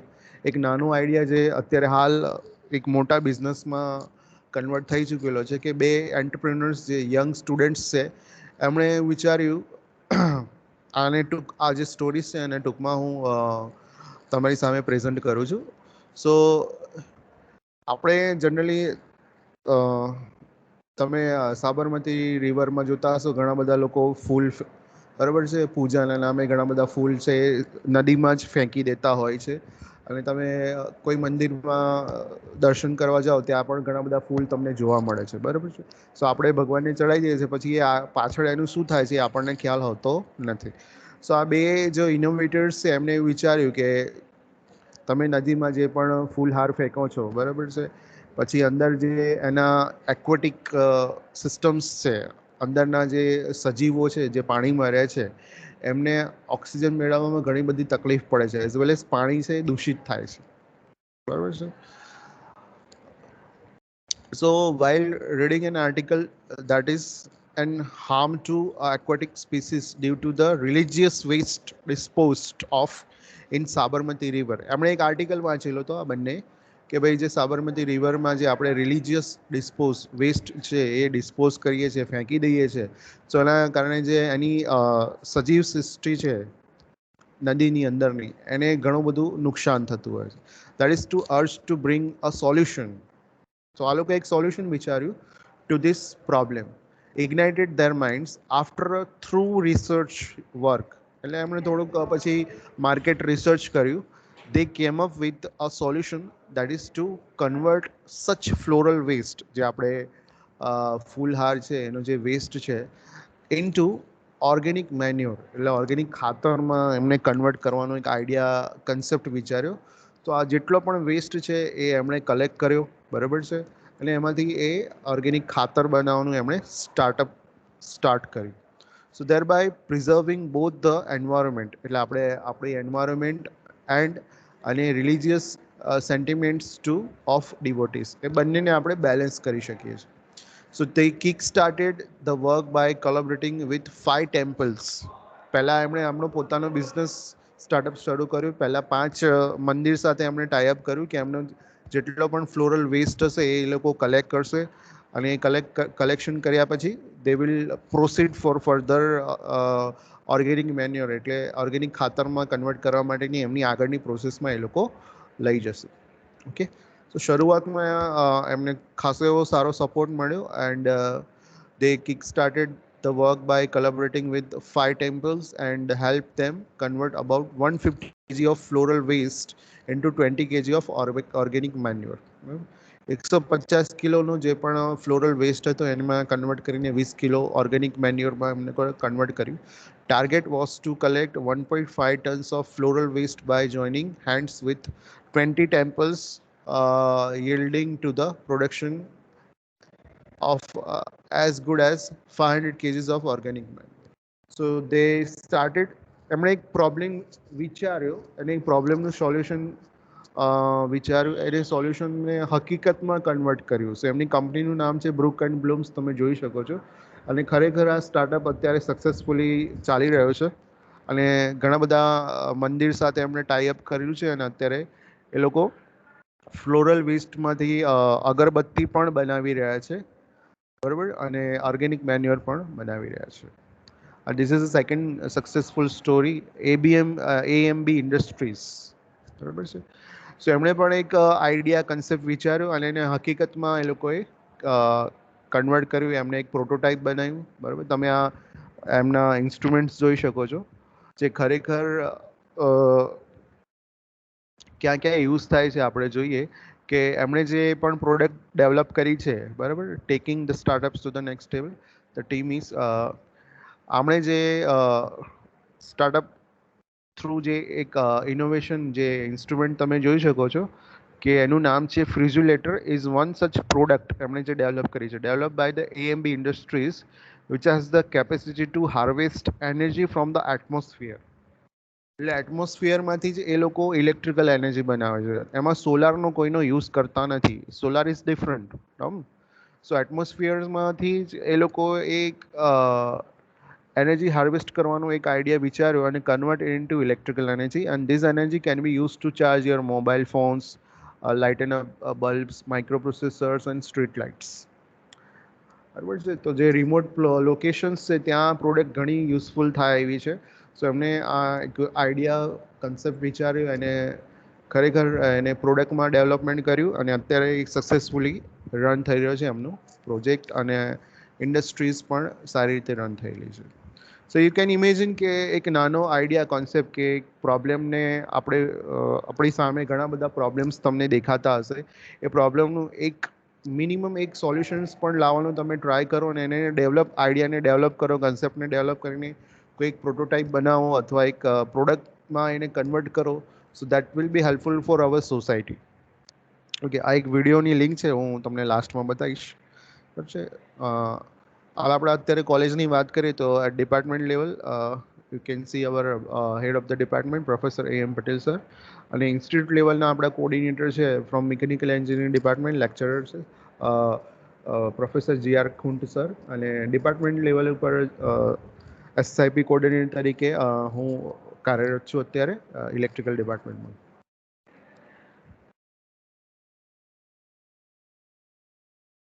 This is already list which has been shown by HI Joshi sir કે આપણા ઘણા બધા projects છે જે ઓલરેડી SSIP અંતર્ગત ગ્રાન્ટ મેળવવામાં સક્સેસફુલ રહ્યા છે, અને એમાંથી એક પ્રોજેક્ટ છે જેને પેટન્ટ તરીકે પણ 25,000 રૂપિયા GTU તરફથી ગ્રાન્ટ મળેલ છે. સો these are some of the glimpse of the our SSIP project જે ઓલરેડી ડેવલપ થઈ ગયેલા છે અને આપણી પ્રોજેક્ટ લેબમાં પણ અવેલેબલ છે. તમારે જોવું હોય તો તમે આવીને વિઝિટ પણ કરી શકો છો, which are already developed under SSIP fund. Now what is the process? બરાબર છે કે આપણે ડિપાર્ટમેન્ટ લેવલ ઉપર શું પ્રોસેસ છે કે તમારો પ્રોજેક્ટ ઇનોવેટિવ છે તો આપણે ડિપાર્ટમેન્ટ લેવલ ઉપર સિલેક્શન કરીને પછી આગળ સિલેક્શન કરવા પડે. સો તમે જોઈ શકો છો ડિપાર્ટમેન્ટ લેવલ સ્ક્રુટિનિટી. સૌથી પહેલાં 5th સેમિસ્ટરમાં તમે જ્યારે કોઈ પણ ટાઇટલ સિલેક્ટ કરશો, કોઈ પ્રોજેક્ટ સિલેક્ટ કરશો, એટલે પ્રોજેક્ટ 1 અંતર્ગત તમારો જે ઇનોવેટિવ પ્રોજેક્ટ હશે અથવા ઇનોવેટિવ ટાઇટલ હશે એને આપણે ડિપાર્ટમેન્ટ લેવલ પર સ્ક્રુટિની કરીશું. ડિપાર્ટમેન્ટ લેવલ પર સ્ક્રુટિની થયા પછી આપણે પ્રૂફ ઓફ કન્સેપ્ટ તમે જે ડેવલપ કરવાનો છો, તમારો પ્રોટોટાઇપ નાનો એવો મોડલ ડેવલપ કરવાનો છો અથવા કોઈ પ્રોડક્ટ ડેવલપ કરવાનો છો, એના માટે આપણે એક એપ્લિકેશન ફોર્મ્સ ફિલઅપ કરવાનું થશે. અને એપ્લિકેશન ફોર્મ ફિલઅપ કર્યા પછી આપણે બધા એપ્લિકેશન ફોર્મ છે આપણા ઇન્સ્ટિટ્યૂટ લેવલના જે SSIP કોર્ડિનેટર છે આપણે એમને સબમિટ કરીશું. ઓકે, એમને સબમિશન કર્યા પછી હવે ફાઇનલ સિલેક્શન માટે ઇન્સ્ટિટ્યૂટ લેવલની જે સિલેક્શન કમિટી છે એમાં આપણે 2 ઇન્ડસ્ટ્રીયલ એક્સપર્ટને ઇન્વાઇટ કરીશું. 2 ઇન્ડસ્ટ્રીયલ એક્સપર્ટ્સ જેટલા પણ પ્રોજેક્ટ સિલેક્ટ થયેલા હશે ડિપાર્ટમેન્ટ વાઇઝ, જેમાં આપણે ઇલેક્ટ્રિકલની વાત કરીએ તો ફોર એક્ઝામ્પલ 5 સિલેક્ટ થયેલા છે, તો 5 પ્રોજેક્ટ્સના જે પણ પ્રેઝન્ટેશન્સ છે વ્યવસ્થિત સાંભળશે, ક્વેશ્ચન આન્સર પૂછશે. બરાબર, અને ઇન્ડસ્ટ્રી એક્સપર્ટ હશે તો એમને વધારે આઈડિયા હશે કે કયું માર્કેટમાં અત્યારે એપ્લિકેબલ છે. બરાબર છે, આ આઈડિયા કોન્સેપ્ટ છે એ નવો છે કે જૂનો છે, they can decide. So based on the committee જેમાં 2 ઇન્ડસ્ટ્રી એક્સપર્ટ્સ છે એ પોતાના સજેશન્સ રજૂ કરશે કે કયો પ્રોજેક્ટ સિલેક્શનમાં જશે, કયો એક્સેપ્ટન્સમાં જશે કે રિજેક્શનમાં જશે. સો એ સ્ક્રુટિની અંતર્ગત અમુક પ્રોજેક્ટ સિલેક્ટ થશે ને અમુક રિજેક્ટ પણ થશે, અને એ સ્ટેજ પાસ કર્યા પછી જે પ્રોજેક્ટ સિલેક્ટ થયેલા હશે એમને આપણે અહીંયાથી કોલેજમાંથી ડિસ્બર્સમેન્ટ લેટર આપવામાં આવે છે કે ભાઈ તમારો પ્રોજેક્ટ SSIP અંતર્ગત સિલેક્ટ થયેલો છે અને આટલા ₹100 માટે જે ફંડ છે એ એપ્લિકેબલ છે ને એ આપવામાં મળ્યા પછી આપણને ઇન્સ્ટોલમેન્ટ પેમેન્ટ આપવામાં આવે છે, રિલીઝ કરવામાં આવે છે. લગભગ 2 થી 3 ઇન્સ્ટોલમેન્ટ હોય છે ટોટલ અમાઉન્ટનું. સપોઝ ફોર એક્ઝામ્પલ ₹10,000 કોઈનો પ્રોજેક્ટ સિલેક્ટ થયેલો છે ફોર ₹10,000. સો ફર્સ્ટ ઇન્સ્ટોલમેન્ટમાં એમને 2,500-3,000 જે પણ ડિસ્બર્સમેન્ટ લેટરમાં અલોટ કરેલો હશે એ પ્રમાણે આપણને રિલીઝ કરવામાં આવશે ફર્સ્ટ ઇન્સ્ટોલમેન્ટ ફંડ, જેના થ્રુ તમે તમારા પ્રોજેક્ટને રિલેટેડ કોઈ કમ્પોનન્ટ છે એ પરચેસ કરી શકો છો, બરાબર છે. અને એ પરચેસ કર્યા પછી તમે તમારો પ્રોજેક્ટ ડેવલપ કરી શકો છો. અને એ ડેવલપમેન્ટ જે પણ થાય છે એ આપણે અહીંયાથી રિપોર્ટ મોકલવાનો હોય છે કે ભાઈ આ પ્રોજેક્ટનું અત્યારે હાલ ડેવલપમેન્ટ કયા સ્ટેજમાં છે. એ સ્ટેજ વાઇઝ પછી ફંડ છે એ રિલીઝ કરવામાં આવે છે. સો ફાઇનલી 2 થી 3 ટોટલ ઇન્સ્ટોલમેન્ટમાં તમને જે પણ પ્રોજેક્ટ સિલેક્ટ થાય છે એને ટોટલ અમાઉન્ટ અલોટ કરવામાં આવે છે based on the development of the project. Okay, this is the basic process at department level for selection. You can see કે તમારો એક માઇન્ડમાં કોઈ આઈડિયા આવે છે, એ કન્સેપ્ટ આવે છે.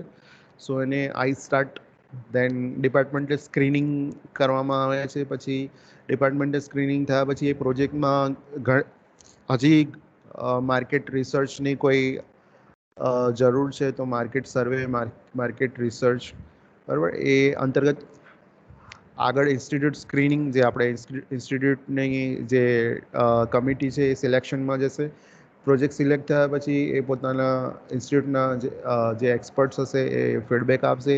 એમાં તમે તમારા પ્રોજેક્ટમાં કયા કયા ચેન્જીસ કરી શકો છો, એ પ્રમાણે તમને લેબોરેટરી સપોર્ટ જોઈએ છે, ઇન્ડસ્ટ્રી સપોર્ટ જોઈએ છે, એ પ્રમાણે તમને આપવામાં આવશે.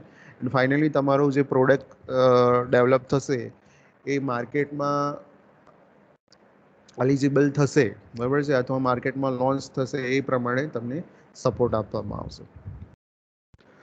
બે લિંક છે, I will share with all of you.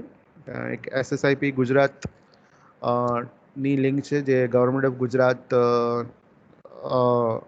એને હેન્ડલ કરે છે. અને બીજી જે મેં લિંક મૂકેલી છે દેટ ઇઝ RC ટેકનિકલ ઇન્સ્ટિટ્યૂટમાં જે આપણું SSIP અંતર્ગત જે પણ એક્ટિવિટીઝ થાય છે, કયા કયા મેમ્બર્સ અંદર ઇન્ક્લુડેડ છે, એ બધી આની અંદર ઇન્ફોર્મેશન આપેલી છે. ઓકે, સો આને પણ તમે જોઈ શકો છો. કોઈ ક્વેશ્ચન્સ, કોઈ ડાઉટ હોય તો you can ask me.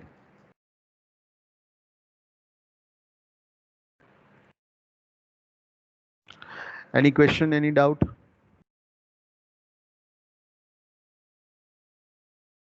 Hello, students, am I audible to all of you? Yes sir. હા, તો આપણે જે SSIP ની બેઝિક પ્રેઝન્ટેશન જોયું, એમાં પ્રોસેસ છે કે ભાઈ કઈ રીતે તમારો પ્રોજેક્ટ સિલેક્ટ થશે અને કઈ રીતે ઇન્સ્ટોલમેન્ટ થશે, બરાબર છે, ઇન્સ્ટોલમેન્ટ અમાઉન્ટ રિલીઝ થશે, બરાબર. સિલેક્શન માટે કયા કયા પોઈન્ટ્સ છે એ ઇમ્પોર્ટન્ટ છે, ઓલરેડી જોશી સરે તમને પ્રેઝન્ટેશનમાં કીધું છે કે ઇટ શુડ બી ઇનોવેટિવ, બરાબર છે, અને એને આપણે ડેવલપ કરીને કોઈ પ્રોબ્લેમ છે એને સોલ્યુશન તરીકે આપણે આપણી પ્રોડક્ટને માર્કેટમાં લોન્ચ કરી શકીએ છીએ. સો એના અંતર્ગત any question, any doubt?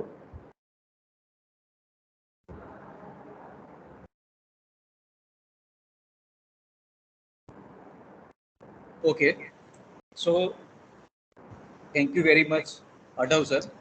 Thank you sir. So Adhav sir આપણે ઇનોવેટિવ પ્રોજેક્ટ સિલેક્ટ કેવી રીતે કરો અને એના અંતર્ગત સ્ટાર્ટઅપ કેવી રીતે શરૂ કરવું, એની માટે ગ્રાન્ટ કેવી રીતે મેળવવી, આપણે સ્ટેટ ગવર્મેન્ટની પોલિસી છે એના અંતર્ગત, તો એની આપણને વિસ્તૃત છણાવટ અહીંયા કરી, બરાબર.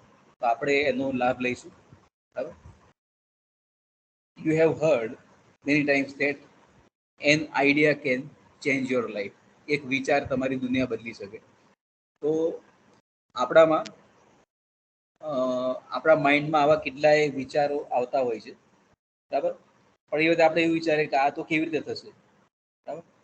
પણ કેવી રીતે થશે પરવા કર્યા વગર આપણે જો એના વિશે વિચારવાનું શરૂ કરીએ ને તો એના સોલ્યુશન આપો મળતા જતા હોય છે, બરાબર છે. તો આવા ઇનોવેટિવ આઈડિયાઝ આપણા મનમાં ઉદ્ભવતા હોય છે, આપણે એને પોષવાના છે અને એ આઈડિયા રૂપી જે નાનો છોડ છે એને આપણે મોટો કરવાનો છે, બરાબર. તો આ જ વસ્તુ આપણા પ્રોજેક્ટ ટાઇટલ સિલેક્શનમાં પણ ઉપયોગી છે, બરાબર છે. તો ખૂબ જ ટૂંકાણમાં કહું તો આપણે જે પણ ટાઇટલ સિલેક્શન કરવાના છીએ, બધા તમામ સ્ટુડન્ટ ગ્રુપ બનાવશે, જે લગભગ 40 થી 45 ગ્રુપ બનશે, બરાબર. એમાંથી 10 ગ્રુપ જે સારા હશે એ આપણું જે ડિપાર્ટમેન્ટ છે સિલેક્શન કરી અને સ્ક્રુટિની માટે સેન્ટ્રલ કમિટી જોડે મોકલશે, એસએસઆઈપીની જે સેન્ટ્રલ કમિટી છે એની જોડે, અને ત્યાં આગળ પ્રેઝન્ટેશન તમારું રાખવામાં આવશે. અને એ પ્રેઝન્ટેશનમાં ઇન્ડસ્ટ્રીમાંથી એક્સપર્ટ આવશે, જીટીયુમાંથી પણ આવશે, એસએસઆઈપી સેલમાંથી પણ એક્સપર્ટ આવશે. અને આપણે ઇન્સ્ટિટ્યૂટ લેવલે તમામ હેડ ઓફ ધી ડિપાર્ટમેન્ટ અને પ્રિન્સિપલ સર પણ એ વખતે હાજર રહેશે. તો ત્યાં આગળ સ્ક્રુટિનીમાં જે પ્રોજેક્ટ ટાઇટલનું સિલેક્શન થશે એને આ ગ્રાન્ટ મળશે, બરાબર છે. જો ટાઇટલ સારા હશે તો તમામ પણ સિલેક્ટ થઈ જાય, જે બી અમે સજેસ્ટ કર્યા હોય. કાં તો અમુક રિજેક્ટ પણ થાય જો ત્યાં વ્યવસ્થિત પ્રેઝન્ટ ના કરી શક્યા તો, બરાબર છે. તો આપણે પ્રોજેક્ટ સિલેક્શનથી માંડી કેવી રીતે ટાઈમસર એને પૂર્ણ કરવો, બરાબર. પ્રોજેક્ટ પૂરો કરીએ ત્યાં સુધીમાં કેવા કેવા પ્રશ્નો ઉદ્ભવે એની આપણને પાર્ટી સરે સારી માહિતી આપી, બરાબર. પછી 5th અને 6th સેમમાં ખૂબ જ અગત્યની બાબત એટલે કે પ્લેસમેન્ટ અને ટ્રેનિંગ એક્ટિવિટીઝ, બરાબર, જેનો આપણે લાભ લેવાનો છે હવે. તો એની માટે જેપી પટેલ સર અને સિઝલ મેડમે આપણને ખૂબ જ સારી માહિતી આપી, બરાબર. નીતિન અટલ સરે આપણને એસએસઆઈપી સ્ટેટ ગવર્મેન્ટની જે પોલિસી છે એના વિશે પણ ખૂબ જ સુંદર માહિતી આપી. અને આપણા head of the department Shri M Patel સરે આપણને ખૂબ જ ઓછા શબ્દોમાં આપણને સારું એવું પ્રોત્સાહન પૂરું પાડ્યું, બરાબર છે. અને આ તમામ બાબતો ધ્યાનમાં રાખીને હવે આપણે આગળ વધીશું. સારા ટાઇટલ આપણે સિલેક્ટ કરીશું કે જે ઇનોવેટિવ હોય, બરાબર. જે આપણે આજના સેશનનો ગોલ છે કે ઇનોવેટિવ ટાઇટલ સિલેક્ટ કરવું. એની માટે કઈ કઈ બાબતો ધ્યાનમાં રાખી આપણે તમામ વિસ્તૃત રીતે આપણે તમામ પાસા આપણે જોઈ લીધા. તો હવે તમારો ફરજ એ બને છે કે તમારે સારા ઇનોવેટિવ પ્રોજેક્ટ સિલેક્ટ કરવાના છે, એને વ્યવસ્થિત પ્લાનિંગથી સમયસર પૂર્ણ કરવાનું છે પ્રોજેક્ટ કાર્ય. વિવિધ કોમ્પિટિશન જે આપણે ઇન્સ્ટિટ્યૂટમાં અને બહારની ઇન્સ્ટિટ્યૂટમાં જે યોજાય છે એમાં આપણે ભાગ લેવાનો છે, અને એમાં ડિપાર્ટમેન્ટનું અને ઇન્સ્ટિટ્યૂટનું નામ આપણે રોશન કરવાનું છે, બરાબર છે. એ ઉપરાંત આપણામાં સારી ટેકનિકલ અને સોફ્ટ સ્કિલ ડેવલપ કરીને પ્લેસમેન્ટમાં પણ ભાગ લેવાનો છે, બરાબર છે. અને એસએસઆઈપી ગ્રાન્ટ પણ આપણે મેળવવાની છે, બરાબર છે. જો તમે આ વસ્તુ સિરિયસલી તમામ પાસા લેશો, તમામ બાબત સિરિયસલી લેશો, તમે ચોક્કસપણે આ તમામ વસ્તુ તમે એચીવ કરી શકશો, બરાબર છે.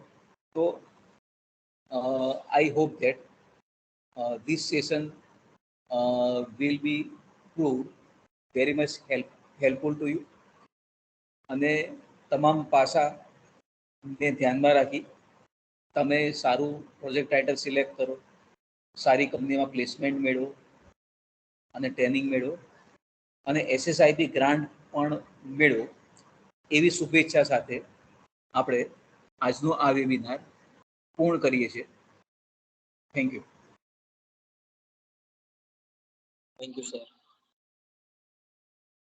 Thank you sir. વેલકમ.